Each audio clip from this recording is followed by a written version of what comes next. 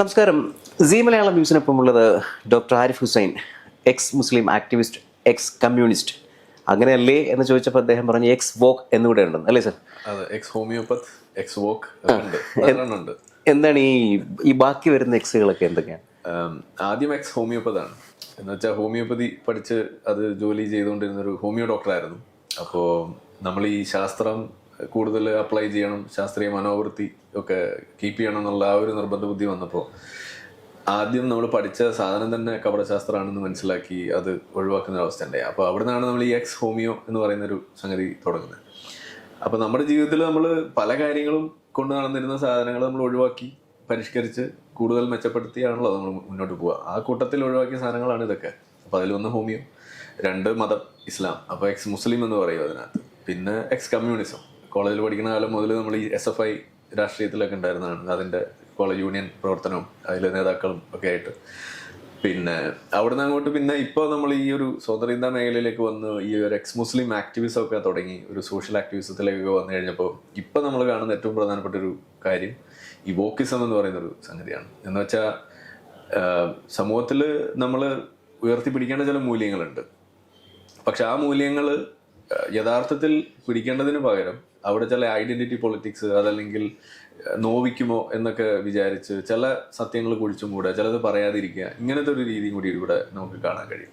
അതൊരു post left എന്നൊക്കെ പറയുന്നതാണ് കുറച്ചുകൂടി നല്ലത്. അത് പ്രധാനമായിട്ട് ഈ ഇടതുപക്ഷം കൂടി അങ്ങ് പോയി കഴിയുമ്പോൾ ഉണ്ടാകുന്ന ഒരു അവസ്ഥ ആണെന്ന് വേണമെങ്കിലും പറയാം. ഈ വോക്കിസം എന്ന് പറയുന്നത് അത് ആഗോളതലത്തിൽ നിലനിൽക്കുന്നതാണ്. അതിവിടെ ഉണ്ട്. അപ്പം നമ്മളൊക്കെ പലപ്പോഴും ആ രീതിയിലും കൂടിയാണ് വന്ന് ഭവിച്ചിരുന്നത്. അപ്പൊ അതും കൂടി നമ്മൾ ഒഴിവാക്കി. ഈ ഇടതുപക്ഷം അങ്ങ് പോയി കഴിയുമ്പോഴെന്ന് പറയുന്നത്, ഇടതുപക്ഷം എന്ന് പറയുമ്പോൾ ഇപ്പൊ നമ്മളെ മനസ്സിലേക്ക് വരുന്ന കമ്മ്യൂണിസം ആണല്ലോ, അല്ലെ? കമ്മ്യൂണിസം എന്നതാണ് അതിനകത്ത് പൊതുവെ. പക്ഷെ ഇന്ന് കമ്മ്യൂണിസം അതിന്റെ സൈദ്ധാന്തികമായ ലെവലിലൊന്നും ഇന്ന് നിലനിൽക്കുന്നില്ല. അതായത് അതിന്റെ ആശയം എന്നുള്ള രീതിയിൽ അതിന്റെ സോഷ്യലിസം എന്ന് പറയുന്ന കൺസെപ്റ്റോ അതല്ലെങ്കിൽ കമ്മ്യൂണിസം, ആ ഒരു മാർക്സിസം എന്ന് പറയുന്ന സംഗതി, അതൊന്നും ഇന്ന് അപ്ലിക്കബിൾ അല്ല. അതൊരു സാമ്പത്തിക അന്ധവിശ്വാസമാണെന്ന് അവർക്ക് പോലും അറിയാം. അപ്പോൾ ഒരു നാട് രക്ഷപ്പെടണമെന്നുണ്ടെങ്കിൽ ഒറിജിനൽ കമ്മ്യൂണിസം കൊണ്ട് ആരും ഇരിക്കുന്നില്ല. ചൈന പോലും ഇരിക്കുന്നില്ല. അവർ മുതലാളിത്ത ആ ഒരു മൂലധന വ്യവസ്ഥിതിയിലേക്ക് അവർ വരികയാണ്. അപ്പൊ പിന്നെ അവർ റെലവൻ്റ് ആവണമെങ്കിൽ എന്ത് ചെയ്യും? ഇതാണ് അടുത്ത പോയിന്റ്. അപ്പൊ അങ്ങനെ വരുന്ന സമയത്ത് അവരെടുക്കുന്ന ഒരു സംഗതി എന്ന് പറഞ്ഞാൽ സമൂഹത്തിൽ നിലനിൽക്കുന്ന ചില കാര്യങ്ങൾ. അതിൽ പ്രധാനമാണ് ഈ റേഷ്യൽ ആയിട്ടുള്ള ഡിസ്ക്രിമിനേഷൻ, അതല്ലെങ്കിൽ മൈനോറിറ്റി റൈറ്റ്സ്, അതല്ലെങ്കിൽ ഇപ്പോൾ നമ്മളുടെ LGBTQ വിഷയങ്ങൾ, ഇങ്ങനെയുള്ള ചില ഐഡന്റിറ്റി പൊളിറ്റിക്സും ഒക്കെ ആയിട്ട് കണക്ട് ചെയ്ത് ചില വ്യക്തിഗതമായിട്ടുള്ള കാര്യങ്ങൾ, അതുപോലെയുള്ള ചില വിഷയങ്ങൾ എടുത്തിട്ട് അതൊരു മോറൽ ഹൈ ആക്കി അത് മാറ്റി അതിനു വേണ്ടിയിട്ട് ഫൈറ്റ് ചെയ്യുന്നു എന്ന് വരുത്തുക, അതിനുവേണ്ടി തങ്ങളെ ഫൈറ്റ് ചെയ്യുന്നുള്ളൂ എന്ന് വരുത്തി തീർക്കുക. ഉദാഹരണത്തിന് ഒരു സംശയം ഇത് പറഞ്ഞപ്പം താങ്കൾ ഉദ്ദേശിച്ചത് ഇതാണോ എന്നൊരു സംശയം കൊണ്ട് ചോദിക്കാൻ. അടുത്തിടെ ഉണ്ടായ ഒരു സംഭവം വേടന്റെ ഒരു സംഭവമാണ്. അതായത് വേടൻ അത്ര അറിയപ്പെടുന്ന ഒരു റാപ്പറൊന്നും ആയിരുന്നില്ല. കുറച്ച് പേർക്കൊക്കെ അറിയാം എന്നുള്ളതിനപ്പുറത്തേക്ക് എല്ലാവരും അറിയുന്ന ഒരു റാപ്പറൊന്നും ആയിരുന്നില്ല. യൂട്യൂബിലൊക്കെ ഉണ്ടായിരുന്നു. പക്ഷേ വേടനെ 5 ഗ്രാം അല്ലെങ്കിൽ 6 ഗ്രാം കഞ്ചാവുമായി പിടിച്ചു. ഇത് വന്ന ഉടൻ പിന്നെ സംഭവിക്കുന്നതെന്ന് പറഞ്ഞാൽ വേടനെ സാധാരണ ഒരാളെ 5 ഗ്രാം അല്ലെങ്കിൽ 6 ഗ്രാം കഞ്ചാവുമായി പിടിക്കുന്ന അതേ നിയമ നടപടികളിലൂടെ പോയി സ്റ്റേഷൻ ജാമ്യം മറ്റു കാര്യങ്ങളൊക്കെ. പക്ഷെ വേടൻ കുറച്ച് പേർ അറിയുന്ന ആളാണ് എന്നുള്ളത് കൊണ്ട് അതൊരു വാർത്തയായി. പിന്നാലെ അതിൻ്റെ തൊട്ട് പിന്നാലെ തന്നെ ഉണ്ടായ ഒരു മൂവ്മെൻ്റ് ഉണ്ട്. ഒന്ന്, വേടൻ ദളിതാണ്, വേടൻ്റെ വംശം വേരുകൾ. പിന്നെ വേടൻ ഇടതുപക്ഷ മനോഭാവമുള്ള ആളാണ്. വേടനോട് എക്സൈസും പോലീസും ചെയ്തത് ശരിയായില്ല, ഇത് പറയുന്നത് ഭരണകൂടമാണ്. അപ്പം ഇങ്ങനെയൊക്കെ വേടൻ നമ്മുടെ ആളാണ്, അതുകൊണ്ട് വേടൻ ചെയ്തത് തെറ്റല്ല എന്ന് വരുത്തുന്ന, അല്ലെങ്കിൽ അങ്ങനെ മറ്റുള്ളവരെ കൊണ്ട് തോന്നിപ്പിക്കുന്ന ഒന്ന്, അതാണോ താങ്കൾ ഉദ്ദേശിച്ചത്? അത് ഇതിന്റെ ഭാഗമാണ്. ഞാനൊരു കാര്യം തിരിച്ചു ചോദിക്കുകയാണ്. ഈ വേടനെ അറസ്റ്റ് ചെയ്ത് ഈ പറയുന്ന കാര്യം വരുന്നത് വരേക്കും വേടൻ ഒരു ദളിതനാണെന്ന് എത്ര പേർക്ക് അറിയായിരുന്നു? നമ്മളൊക്കെ വേടന്റെ പാട്ട് കേട്ടിട്ടുണ്ട്, അതുപോലെ റാപ്പ് നമ്മൾ കേട്ടിട്ടുണ്ട്, ആസ്വദിച്ചിട്ടുണ്ട്. പക്ഷെ അതൊന്നും ഒരിക്കലും ഒരു ദളിതനായ വേടനായതുകൊണ്ടല്ല. വേടനായതുകൊണ്ടും വേടന്റെ ആ കലാപരമായ സൃഷ്ടി, ആ വൈഭവം, അത് നമ്മൾ ആസ്വദിക്കുക ചെയ്തത് ഒരു കലാസൃഷ്ടി എന്നുള്ള രീതിയിൽ. റാപ്പ് ഇഷ്ടപ്പെടാത്ത ആളുകൾ പോലും ചിലപ്പോൾ ഈ വരികളിലെ ഭംഗിയൊക്കെ കേട്ടിട്ട് നമ്മൾ ഇഷ്ടപ്പെട്ടു പോയിട്ടുണ്ട്. പക്ഷെ ഇവിടെ നമ്മൾ കാണുന്നത് 2 രീതിയിലാണ്. ഒന്ന്, പിന്നീട് നമ്മൾ നോക്കുമ്പോഴാണ് മനസ്സിലാവുന്നത് വേടൻ ഈ ജാതിപരമായിട്ടുള്ള കാര്യങ്ങൾക്ക് വേണ്ടിയിട്ട് കൂടുതൽ റാപ്പുകൾ നടത്തി അത് ഒരു റിവേഴ്സ് ഒരു ഈ കാസ്റ്റിസം എന്ന് വേണമെങ്കിൽ നമുക്ക് പറയാം. ഉണർത്തലാണ് ഇവിടെ നടന്നുകൊണ്ടിരിക്കുന്നത്. അത് അനാവശ്യമാണ്. പച്ചയ്ക്ക് പറഞ്ഞാൽ അത് ആവശ്യമുണ്ടോ? ജാതി വിവേചനത്തിനെതിരെ, ഡിസ്ക്രിമിനേഷനെതിരെ നമ്മൾ ഫൈറ്റ് ചെയ്യണം, അതിലൊന്നും ഒരു സംശയമില്ല. പക്ഷെ ജാതീയത അതിന്റെ ആ ഒരു പ്രസരണം കുറഞ്ഞു വരുന്ന, അതിന്റെ നിലനിൽപ്പ് കുറഞ്ഞുകൊണ്ടേ ഇരിക്കുന്ന ഒരു സമൂഹമാണ് കേരളം. മലയാളികളുടെ ഇടയിൽ ജാതി വ്യവസ്ഥയുമായി ബന്ധപ്പെട്ടുള്ള വിഷയങ്ങൾ കുറഞ്ഞിരിക്കുന്ന സ്ഥലമാണ്. അങ്ങനെ ഇരിക്കുന്ന ജാതി വിവേചനം കുറവാണ്, വിവേചനം കുറവാണ്. പൊളിറ്റിക്കലി അതെപ്പോഴും പറയുകയും ചെയ്യും. പൊളിറ്റിക്കലി അത് പറഞ്ഞുകൊണ്ടിരിക്കുകയാണ്. ഇപ്പൊ അത് ഇതിന്റെ റിസർവേഷൻ വേണമെന്ന് ആവശ്യപ്പെട്ടുകൊണ്ടും അതല്ലെങ്കിൽ ഇതിന്റെ പേരിലുള്ള മറ്റ് പല രീതിയിൽ അതിലൊരു മാനിഫെസ്റ്റേഷൻ ആണ് തെരഞ്ഞെടുപ്പ് വരുമ്പോൾ. അതെ, അതിലൊരു മാനിഫെസ്റ്റേഷൻ ആണ് ഇപ്പൊ ഇത്. അറസ്റ്റിൽ വരുമ്പോൾ ഉടനെ ഇത് മാത്രമല്ല, ഇപ്പൊ ഈ അടുത്ത ദിവസം വേറൊരു ആദിവാസി യുവാവിന് ഇതേപോലെ എന്തോ ഒരു ക്രൈമിൽ ഏർപ്പെട്ടിട്ട് നടു റോഡിൽ കെട്ടിയിട്ട് ഇതേപോലെ ഒരു വീഡിയോ ശ്രദ്ധപ്പെട്ടിട്ടുണ്ടാവും. അപ്പൊ അതിൽ പോലും പറയുന്നത് അത് ജാതി ആണ് അവിടെ വിഷയം. ഇപ്പൊ കഴിഞ്ഞ ദിവസം അതിന്റെ ഒരു വീഡിയോ വേറെ പുറത്തു വന്നു. ഇയാളൊരു കല്ലുമൊക്കെ ആയിട്ട് എല്ലാവരും ആക്രമിക്കാൻ ഇറങ്ങി പിടിച്ച് കെട്ടിയിട്ടു. അവിടെ അതല്ലാതെ വേറെ എന്ത് ചെയ്ത് കഴിയുമ്പോൾ കൃത്യത്തിൽ പിടിച്ചു കഴിയുമ്പോൾ എന്റെ ജാതി ഇതായതുകൊണ്ടാണ് പിടിച്ചത്, ഇതാണ് അവിടെ വരുന്നത്. ഇതിപ്പോ ഒരു ജാതിയുടെ കാര്യം മാത്രമല്ല. ഇപ്പൊ കഴിഞ്ഞ ദിവസം SIO നടത്തിയ സുഡിയോ വിരുദ്ധ ഒരു ബോയ്ക്കോട്ട് എന്ന് പറഞ്ഞിട്ടുള്ള സാധനം, അത് പിടിച്ചു കഴിഞ്ഞാൽ അത് മീൻസ് അത് നാണക്കേടായി കഴിഞ്ഞപ്പോൾ അത് 8 നില പൊട്ടിക്കഴിഞ്ഞപ്പോൾ അവരെന്താ പറഞ്ഞത്, SIO കളിയാക്കുന്നത് ഞങ്ങൾ മുസ്ലിം മതം അതായതുകൊണ്ടാണെന്നാ പറയുന്നത്. അപ്പോൾ അവർ ചെയ്ത ആ വിഷയത്തിലെ മണ്ടത്തരോ അതിൽ ഇരട്ടത്താപ്പോ നമ്മൾ കണ്ടതുകൊണ്ടല്ല നമ്മൾ അവരെ വിമർശിച്ചെന്നാണ് ഈ വരുത്തി തീർക്കാൻ നോക്കുന്നത്, അതിനെ തോൽപ്പിക്കാൻ വേണ്ടി ഇറങ്ങി തിരിച്ചത്. അത് അവരുടെ മതം ഏതായതുകൊണ്ട്. മതം എവിടെ അവിടെ വിഷയം, ഇരട്ടത്താപ്പാണ് അവിടുത്തെ വിഷയം. അത് ഈ ഡമ്മി ടു ഡമ്മി എന്ന് പറഞ്ഞ പോലെ ഉമ്മത്ത് ടു ഉമ്മത്ത് അല്ലെങ്കിൽ മുസ്ലിം ടു മുസ്ലിം എന്ന് പറയുന്ന ഒരു ബ്രദർഹുഡ് മാത്രമേ ഉള്ളൂ. ഇതൊക്കെ അംബേദ്കറൊക്കെ പറഞ്ഞിട്ടുള്ള കാര്യമാണ്. അതുകൊണ്ടാണ് നമ്മൾ അതിനെ എതിർക്കുന്നത്. ആ ഒരു ഇരട്ടത്താപ്പും ആ ഒരു ഗോത്രീയ സ്വഭാവമാണ് അതിനകത്ത് കാണുന്നത്. പിന്നെ മറ്റു പല കാര്യങ്ങളും. അപ്പൊ അതും കളിയാക്കുന്ന ഒരു അവസ്ഥയിലേക്ക് വന്നപ്പോൾ അവർ പറഞ്ഞത് ഞങ്ങളുടെ മതം ഇതായതുകൊണ്ടാണ്. അപ്പൊ ഇത് ഇത്തരത്തിൽ ഈ ഐഡന്റിറ്റി, അതായത് ചെറുപ്പക്കാർക്ക് പോലും അതിൽ നിന്ന് രക്ഷപ്പെടാൻ പറ്റുന്നില്ല, മതം ഇതായതുകൊണ്ട് ഞാൻ ഇങ്ങനെ ചെയ്യും എന്നൊരവസ്ഥയിലാണ് ഇപ്പോഴും ചിലയിടങ്ങളിലെങ്കിലും നിൽക്കുന്നത് എന്നുള്ളത്. ചില സിനിമകളിലെങ്കിലും ഉണ്ടല്ലോ, ഈ കളവൊക്കെ നടത്തി പിടിച്ചു കഴിയുമ്പോൾ എന്റെ മതമാണോ പ്രശ്നം, എന്റെ വേഷമാണോ പ്രശ്നം എന്ന് ചോദിക്കുന്ന ചില തമാശ ഡയലോഗ് പോലും ഇന്ന് ചില സിനിമയിലൊക്കെ ഇടം പിടിച്ചിട്ടുണ്ടെങ്കിൽ എന്തുകൊണ്ടാണ് നമ്മൾ ആലോചിക്കുക. അപ്പൊ വേടൻ ഇവിടെ ഒപ്പിക്കുന്ന പ്രശ്നം എന്ന് പറഞ്ഞാൽ ഇന്നത്തെ ജെൻസി അവരുടെ ഇടയിലേക്ക് ഈ ഒരു ജെൻസിയിലെ പെട്ടിട്ടുള്ള ഒരാളെ സംബന്ധിച്ചിടത്തോളം, കുട്ടികളെ സംബന്ധിച്ചിടത്തോളം ജാതി എന്ന് പറയുന്നത് അവരുടെ തലയിൽ കൂടെ പോകാത്ത കാര്യമാണ്.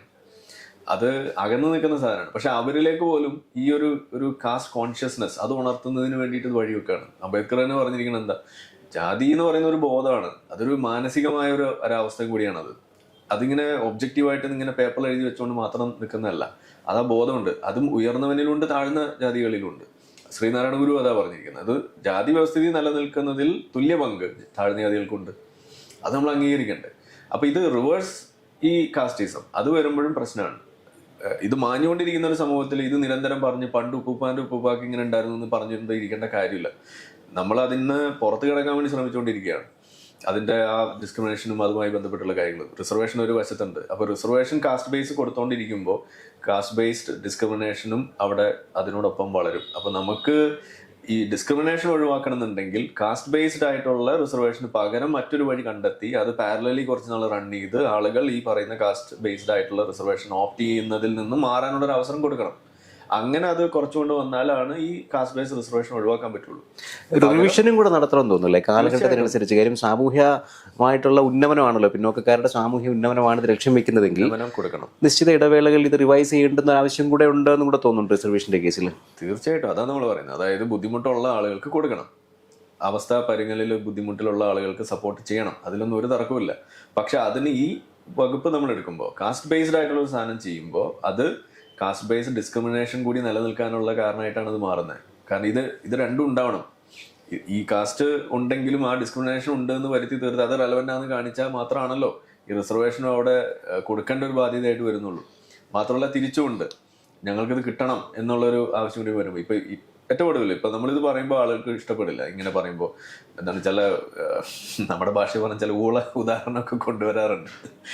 അവർ പറയാ പാരസെറ്റമോള് കൊടുക്കുന്നത് കൊണ്ടാണ് പനി ഉണ്ടാവുന്നത് എന്ന് വരെ പറഞ്ഞു വെക്കുന്ന ചില വിദ്വാന്മാരുണ്ട്. അപ്പൊ ഇവർക്ക് അറിയാം പാരസെറ്റമോള് ഈ പറയുന്ന പനിക്ക് ഒരു മരുന്നായിട്ട് ഉപയോഗിക്കുന്ന സാധനമാണെന്ന്. പനി കുറഞ്ഞാൽ പാരസെറ്റമോൾ കൊടുക്കണ്ടെന്നും അറിയാം. ഓക്കെ, പക്ഷെ ഇതിലൊരു എക്സിറ്റ് പ്ലാൻ ഇല്ല ഈ കാസ്റ്റ് ബേസ്ഡ് റിസർവേഷൻ. അതാണ് ഇതിന്റെ ഒരു പ്രശ്നം.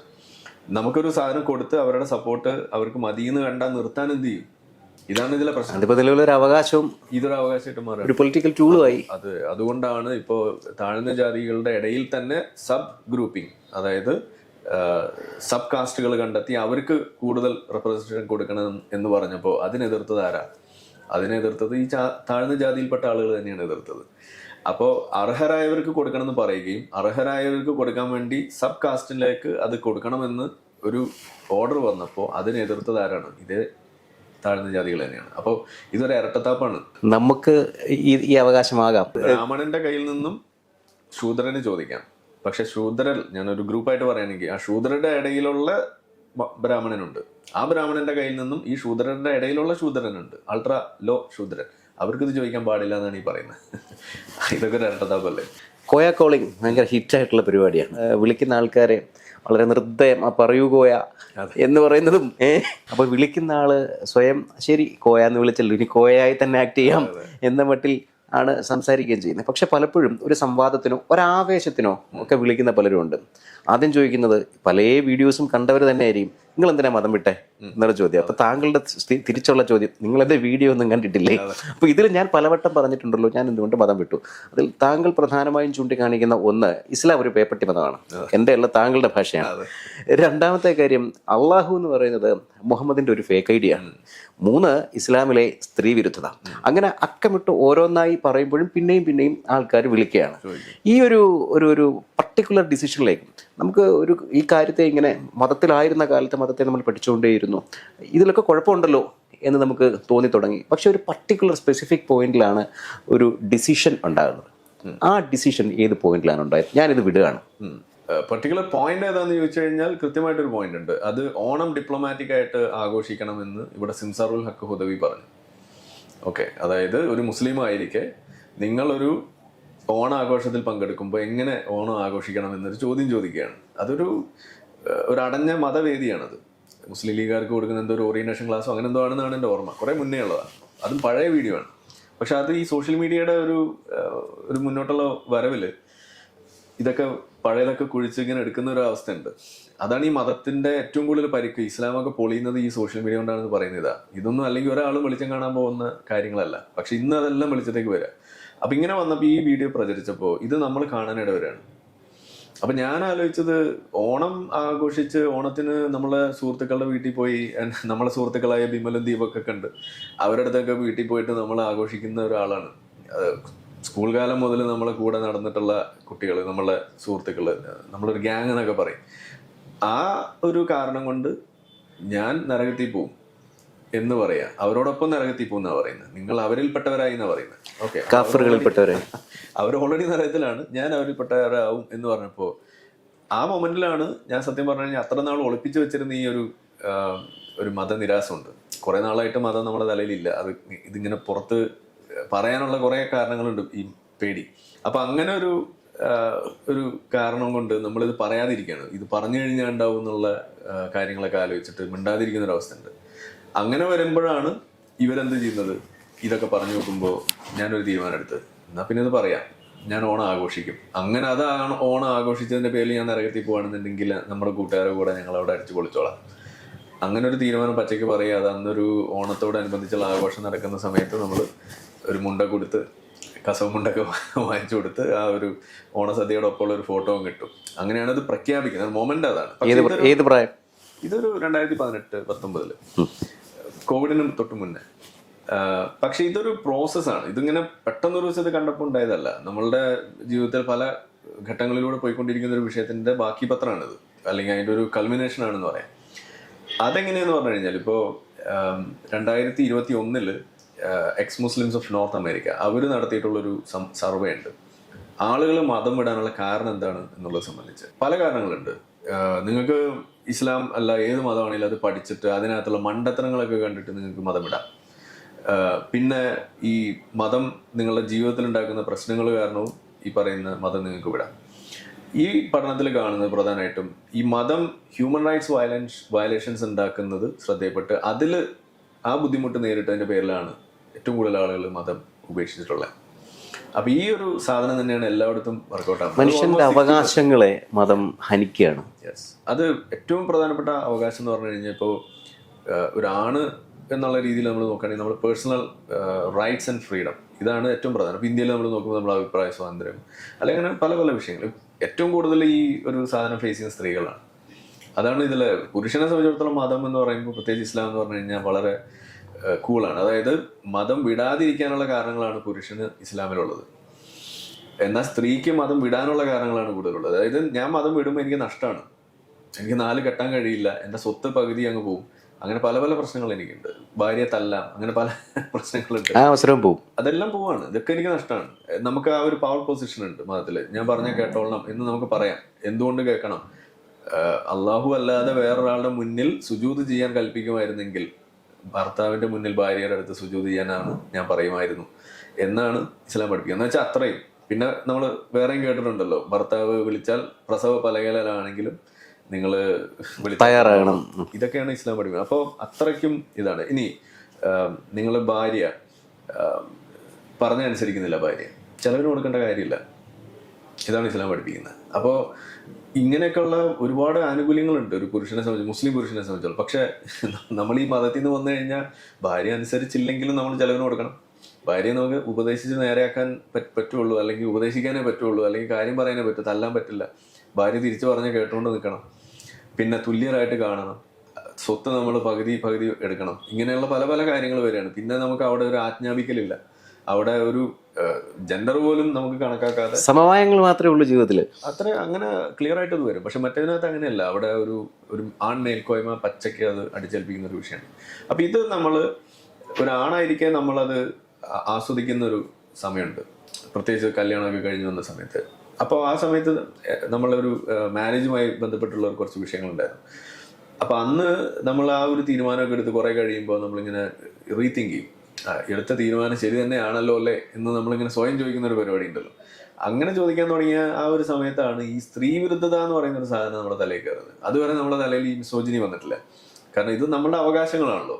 ഒരു പാട്രിയാർക്കൽ സമൂഹത്തിൽ ജീവിക്കുന്ന ഒരു പുരുഷനെ സംബന്ധിച്ചിടത്തോളം, ഒരു മുസ്ലിം പുരുഷനെ സംബന്ധിച്ചിടത്തോളം ഇതെല്ലാം നോർമലാണ്. അവിടെ ഇതൊന്നും ഒരു പ്രശ്നമായിട്ട് നമുക്ക് ഫീൽ ചെയ്യാറ് പോലുമില്ല. പക്ഷെ അപ്പോഴാണ് ഈ സ്ത്രീ വിരുദ്ധത എന്ന് പറയുന്ന ഒരു സാധനത്തെ കുറിച്ചൊക്കെ നമ്മൾ കേൾക്കുന്നത്, ഫെമിനിസം എന്ന് പറയുന്ന ഒരു വിഷയത്തെ കുറിച്ചൊക്കെ കേൾക്കുന്നത്. അപ്പൊ അതെന്താണെന്നൊക്കെ അറിയാൻ വേണ്ടി തുടങ്ങിയപ്പോഴാണ് ഇസ്ലാം ഫെമിനിസ്റ്റ് ആണ് എന്നൊക്കെ പറയുന്ന ഒരു സാധനമൊക്കെ കേൾക്കാൻ തുടങ്ങി. അപ്പൊ യഥാർത്ഥത്തിൽ അത് അങ്ങനെയാണോ എന്ന് അറിയാൻ വേണ്ടി നോക്കുമ്പോഴാണ് ചില ആളുകളൊക്കെ നിന്ന് പ്രസംഗിക്കുന്നു, ജബ്ബാർ മാഷ് പ്രസംഗിക്കുന്നു, ജാമിദ ടീച്ചർ പ്രസംഗിക്കുന്നു. അപ്പൊ ഇതൊക്കെ കേൾക്കുമ്പോൾ നമുക്ക് ആദ്യം ഭയങ്കര ബുദ്ധിമുട്ടായിരുന്നു. അപ്പൊ അതിന് മുന്നേ നമ്മൾ ഈ ഫേസ്ബുക്കിലൊക്കെ കാണും, ഗ്രൂപ്പിലൊക്കെ ആളുകൾ പറയുന്നത്, ജബ്ബാർ മാഷ് എഴുതുന്നതൊക്കെ നമ്മൾ കാണാറുണ്ട്. അപ്പോൾ നമ്മളും അവരെ പോയി തെറി വിളിക്കുക ചെയ്തിട്ടുള്ളതാണ്. ജാമിദ ടീച്ചറെ ആണെങ്കിലൊക്കെ നമ്മൾ ഇവർ രണ്ടുപേരാണ് മെയിൻ ആയിട്ടുണ്ടായിരുന്നത്. അപ്പൊ അങ്ങനെ ഇരിക്കുന്ന സമയത്താണ് പിന്നെ നമുക്കും തോന്നാൻ തുടങ്ങി ഇതെന്തോ പന്തികേടുണ്ട്, ഇല്ലെങ്കിൽ വിവരമുള്ളവരിത് പറയില്ലല്ലോ എന്നുള്ള ഒരു ചിന്ത. അങ്ങനെയല്ല, എന്തോ പന്തികേട് നമുക്ക് ബോധമുണ്ടല്ലോ. നമ്മളൊന്നില്ല ഈ ഹോമിയോപ്പതിനെ ഈ ശാസ്ത്രം വെച്ച് പരീക്ഷിച്ചുകൊണ്ടിരിക്കുന്ന ആളല്ലേ. അപ്പൊ നമുക്ക് തോന്നാൻ തുടങ്ങി ഇതെന്തോ പന്തികേടുണ്ട്. ഓക്കെ, അപ്പൊ നമ്മൾ ഇൻഡിപെൻഡന്റ് ആയിട്ട് ഒരു ഫ്രീ തിങ്കിങ് മോഡിലേക്ക് നമ്മൾ മാറുകയാണ്. അതായത് മതം അവിടെ ഉണ്ട്, ശരി. നിങ്ങൾ എങ്ങനെയാണ് ഒരു ബാലരമയിലൊരു കഥ, ബാലമംഗലത്തിലൊരു കഥ നിങ്ങൾ വായിച്ചിട്ട് നിങ്ങൾ അന്ധമായിട്ട് വിശ്വസിക്കാതെ അത് ശരിയോ തെറ്റോ എന്ന് നിങ്ങൾ സ്വയം ആലോചിക്കുന്നത് എന്ന് പറഞ്ഞ മാതിരി കിതാബിലുള്ള, ഇസ്ലാമിക കിതാബിലുള്ള സാധനം നിങ്ങൾ വായിച്ചിട്ട് ഇൻഡിപെൻഡന്റ് ആയിട്ട് നിങ്ങൾ ആലോചിക്കുക. ചിന്തിക്കുന്നവർക്ക് ദൃഷ്ടാന്തം ഉണ്ട് എന്നാണല്ലോ ഇസ്ലാം പഠിപ്പിക്കുന്നത്. അപ്പോൾ ആ ദൃഷ്ടാന്തം കിട്ടുമോ നോക്കുക. ആ ചിന്ത പടച്ചോൻ എന്ന് പറഞ്ഞ ഒരാളുണ്ടെങ്കിൽ നിങ്ങൾ മതത്തിൽ നിൽക്കും, ഇല്ലാന്നുണ്ടെങ്കിൽ നിങ്ങൾ മതത്തിൽ പോകും. ഇതാണ് എനിക്കന്ന് തോന്നിയത്. കാരണം ഈ മണ്ടത്തരം എന്തായാലും ഒരു ദൈവം എഴുതില്ല, ഇതുപോലുള്ള സ്ത്രീ വിരുദ്ധമായ കാര്യങ്ങളൊന്നും എഴുതി വെക്കില്ല. അടിമയെ, രണ്ട് കാര്യമാണ്, ഒന്ന് സ്ത്രീ വിരുദ്ധത, ഒന്ന് ഈ അടിമ സമ്പ്രദായത്തെ ഇസ്ലാം പ്രോത്സാഹിപ്പിക്കുന്ന ഒരു രീതി. ഇസ്ലാമിൽ ഇന്നും അടിമത്തമുണ്ട്, ഹലാലാണ്. അപ്പൊ അങ്ങനെ ഈ രണ്ട് സാധനമാണ് പ്രധാനമായിട്ട് നമ്മൾ മനസ്സിലേക്ക് വരുന്നത്. അപ്പൊ ഇങ്ങനെ കാണാൻ തുടങ്ങിയപ്പോഴാണ് ഇത് പതിയെ പതിയെ നമുക്കിത് മനസ്സിലാവും. അപ്പൊ നമ്മൾ കൂടുതൽ, ഇപ്പോൾ രണ്ടാമത്തെ മാരേജ് കഴിഞ്ഞ സമയമാണ്, അപ്പൊ അവരുമായിട്ട് കൂടുതൽ നമ്മൾ സംസാരിക്കുമ്പോൾ നമ്മൾ കുറേയും കൂടി ഒരു ഭർത്താവ് എന്നുള്ളൊരു ലെവലിൽ നിന്ന് മാറി കുറേയും കൂടി ഒരു ഫ്രണ്ട് എന്നുള്ള ലെവലിലേക്ക് നമ്മൾ മാറാൻ തുടങ്ങി. അപ്പൊ അങ്ങനെ വരാൻ തുടങ്ങുമ്പോഴാണ് നമുക്ക് ആ വ്യത്യാസങ്ങൾ നമുക്ക് നമ്മുടെ സ്വന്തം ജീവിതത്തിലും ഒരു സമാധാനമായിട്ടൊക്കെ നമുക്ക് കാണുന്ന ഒരു വളരെ വലിയൊരു മാറ്റമാണത്. പക്ഷേ അതോടൊപ്പം പോകുന്നത് മതമായിരുന്നു. കാരണം മുഹമ്മദ് നബി നടത്തിയ സ്ത്രീവിരുദ്ധമായ കാര്യങ്ങൾ, വളരെ മോശമായിട്ടുള്ള പല പ്രവൃത്തികൾ, അടിമയെ വെക്കുന്നതും അവരെ ലൈംഗികമായിട്ട് ഉപയോഗിക്കുന്നതും അതുപോലെ സ്വന്തം ഭാര്യമാരോട് കാണിക്കുന്നതെല്ലാം നമ്മൾ കാണുകയാണ്. അപ്പൊ ഇങ്ങനെ ഓരോന്നോരോന്ന് പിന്നെ ഇതിനൊക്കെ കൂട്ടുപിടിക്കുന്ന ഒരു പടച്ചോനും ഇങ്ങനെ കാണാൻ തുടങ്ങിയപ്പോൾ മനസ്സിലായി മതം ഇത് നമ്മൾ വിചാരിച്ച സാധനമല്ല. മാടമ്പള്ളിയിലെ യഥാർത്ഥ രോഗി ആരാണെന്നുള്ളത് അപ്പൊ നമുക്ക് പിടികിട്ടേ. അങ്ങനെയാണ് ഈ സാധനം ഇത് നമുക്ക് പറഞ്ഞതല്ല എന്ന് മനസ്സിലാക്കി. ഇതൊരു ദൈവമല്ല പറഞ്ഞത്, ഇങ്ങനെ ഒരു ദൈവത്തിന് പറയാൻ കഴിയില്ല, അങ്ങനെ പറഞ്ഞിട്ടുണ്ടെങ്കിൽ ആ ദൈവം ഒരു ദൈവമല്ല എന്ന് മനസ്സിലാക്കി നമ്മൾ അതിൽ നിന്ന് നമ്മളുടെ ഒരു ഇതിലേക്ക് ചുരുങ്ങുന്നത്. അപ്പോൾ അവിടെ നമുക്ക് മനസ്സിലാവുകയാണ് ഇതൊരു ഹ്യൂമൻ റൈറ്റ്സ് വയലേഷൻ. അതിൽ സ്ത്രീ വിരുദ്ധത തന്നെയാണ് ഇതിനകത്ത്. അതുപോലെ ഈ അടിമ വിമോചനവുമായി ബന്ധപ്പെട്ടുള്ള, അടിമത്തെ പ്രോത്സാഹിപ്പിക്കുന്നതുമായി ബന്ധപ്പെട്ടുള്ള സാധനങ്ങളാണ് ഇതിനകത്ത് പ്രധാന ഘടകങ്ങൾ. അങ്ങനെയാണിത് പുറത്തേക്ക് വരുന്നത്. ഒരു പക്ഷേ താങ്കൾ പറഞ്ഞ പോലെ താങ്കളുടെ ഒരു ട്രാൻസ്ഫോർമേഷൻ പ്രോസസ്സ് ഉണ്ട്, അതിൽ കടന്നുപോയ ഒരുപാട് അനുഭവങ്ങളുണ്ട്.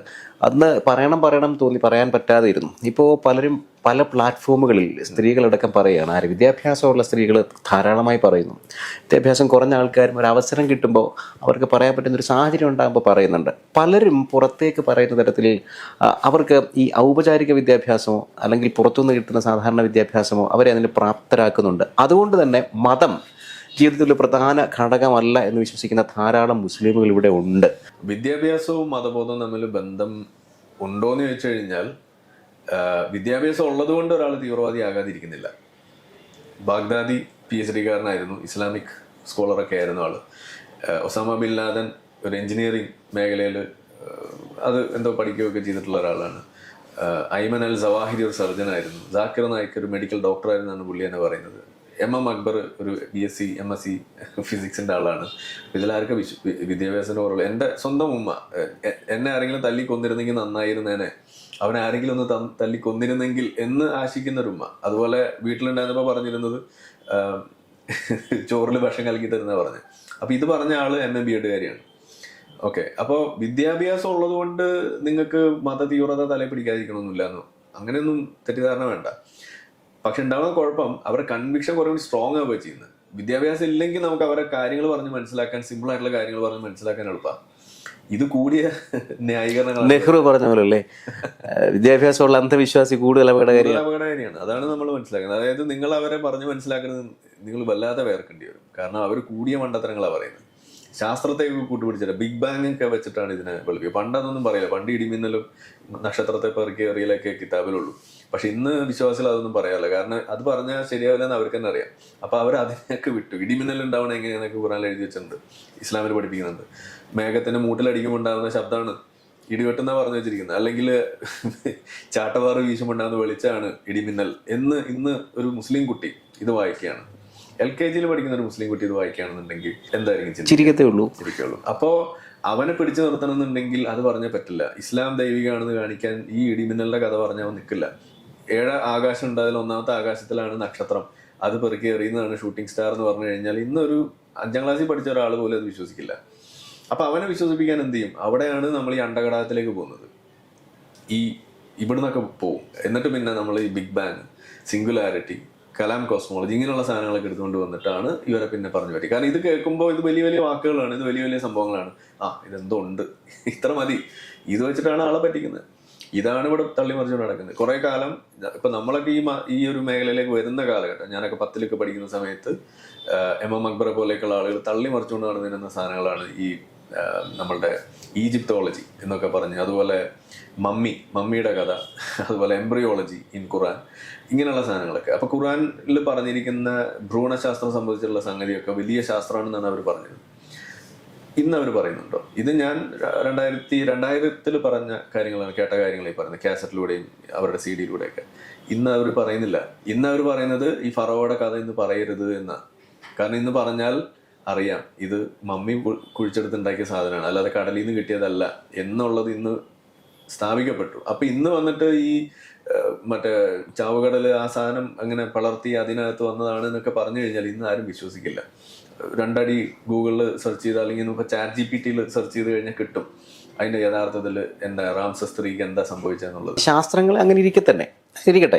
ഞാൻ പറഞ്ഞത് ചെറുപ്പക്കാരായിട്ടുള്ള മുസ്ലിം പെൺകുട്ടികൾ വിദ്യാർത്ഥിനികളൊക്കെ ഉറക്കെ വിളിച്ച് പറയുന്നുണ്ട് ഇതൊരു സ്വാതന്ത്ര്യമില്ലാത്ത മതമാണ്. ഞാൻ പറയുന്നത് ആ രീതിയിലേക്ക് കാര്യങ്ങൾ ഒരു അല്പം മാറിയിട്ടുണ്ട്, അതിലേക്കാണ് ഞാൻ പറഞ്ഞു വന്നത്. അപ്പൊ ഇപ്പൊ നമ്മൾ കാണുന്നത് എന്താ വെച്ച് കഴിഞ്ഞാൽ ആളുകൾ കുറേയും കൂടിയും ഈ പേഴ്സണൽ റൈറ്റ്സിനെ കുറിച്ച് കുറേയും കൂടി ബോധവാനാണ്. അത് എഡ്യൂക്കേറ്റഡ് ആയിട്ടുള്ളത് കൊണ്ടല്ല, അത് അവര് ഏതെങ്കിലും ഇതിനെ ഫേസ് ചെയ്യുന്നതുകൊണ്ടാണ്. ഇപ്പൊ ഒരു മുസ്ലിം ഗ്രൂപ്പിൽ നിങ്ങളൊരു 10 പേരെ നിങ്ങൾ എടുത്തു കഴിഞ്ഞാൽ അതൊരു 7 പേർക്കും ഏതെങ്കിലും തരത്തിൽ ഒന്നുകിൽ അവർ ഈ ഹ്യൂമൻ റൈറ്റ്സ് വയലേഷൻ ചെയ്തവരായിരുന്ന ആളുകളായിരിക്കാം, അല്ലെങ്കിൽ അത് ഫേസ് ചെയ്തിട്ടുള്ള ആളുകളായിരിക്കും. ഏതെങ്കിലും ഒന്ന് അവർ ഫേസ് ചെയ്തിട്ടുണ്ടാവും, അല്ലെങ്കിൽ ഏതെങ്കിലും ഒരെണ്ണത്തിൽ അവർ ഒരു ചെറിയ ഭാഗം അവർക്ക് ഉണ്ടാവും. ഇപ്പം ഞാൻ ഈ സ്ത്രീവിരുദ്ധമായ അല്ലെങ്കിൽ ഈ ഹ്യൂമൻ റൈറ്റ്സ് വയലേഷൻ നടത്തിയ ആളായിരുന്നു. അങ്ങനെയാണ് നമ്മളത് തിരിച്ചറിയുന്നത്. ഇപ്പോൾ ഒരു സ്ത്രീകളെ കുറിച്ച് എടുത്ത് പറയുകയാണെന്നുണ്ടെങ്കിൽ അവരത് ഫേസ് ചെയ്ത ആളുകളാണ്. ഇപ്പോൾ ഏറ്റവും കൂടുതൽ ഇപ്പോൾ സ്വത്തവകാശം സംബന്ധിച്ചുള്ള വിഷയങ്ങൾ, യൂണിഫോം സിവിൽ കോഡൊക്കെ വരുമ്പോൾ അതൊക്കെ അവർ ഫേസ് ചെയ്യുന്ന ആളുകളാണ്. കഴിഞ്ഞ ഒരു ഇൻ്റർവ്യൂവിൽ ഞാൻ താങ്കൾക്ക് ആ വീഡിയോ അയച്ചു തന്നതാണ്. ഡോക്ടർ VP സുഹൈബ് മൗലവി, പാളയം ഇമാം, അദ്ദേഹത്തിൻ്റെ അടുത്ത് ഈ എക്സ് മുസ്ലിം ആക്ടിവിസ്റ്റുകളും അതിനെ എതിർക്കുന്നവരും തമ്മിലുള്ള ഈ വിശ്വാസത്തെ പ്രതിരോധിക്കുന്നവരും വിശ്വാസം കൊണ്ട് നടക്കുന്നവരും തമ്മിലുള്ള ഒരു ഡിസ്പ്യൂട്ട്സിനെ പറ്റി സംബന്ധിച്ചു അദ്ദേഹം പറഞ്ഞത് എക്സ് മുസ്ലിമുകളുടെ ഭാഷയിലും വലിയ പ്രശ്നമുണ്ടെന്നാണ്. ആരിഫ് ഹുസൈൻ്റെ ഭാഷയൊക്കെ വലിയ പ്രശ്നമാണ് എന്നാണ്. അപ്പം ഞാനത് ചിരിക്കുകയും തലകുലിക്കുകയും ചെയ്തു. അതിൻ്റെ റീസൺ എന്ന് പറഞ്ഞാൽ ഞാൻ താങ്കളുടെ വീഡിയോകൾ ധാരാളമായി കേൾക്കുമ്പോൾ ഈ പറയുന്നത് പോലെ എടുത്തടിച്ച് പറയുന്നത് മുഹമ്മദ് നബി അടിമയെ പൂശിയാലാണ്. ഇതിൽ ഈ പൂശിയ എന്ന വാക്കാണ് അവിടെ പ്രശ്നമാകുന്നത്. ഒരു റിഫോർമേഷൻ്റെ ഭാഗമായി പ്രവർത്തിക്കുകയാണ് താങ്കൾ.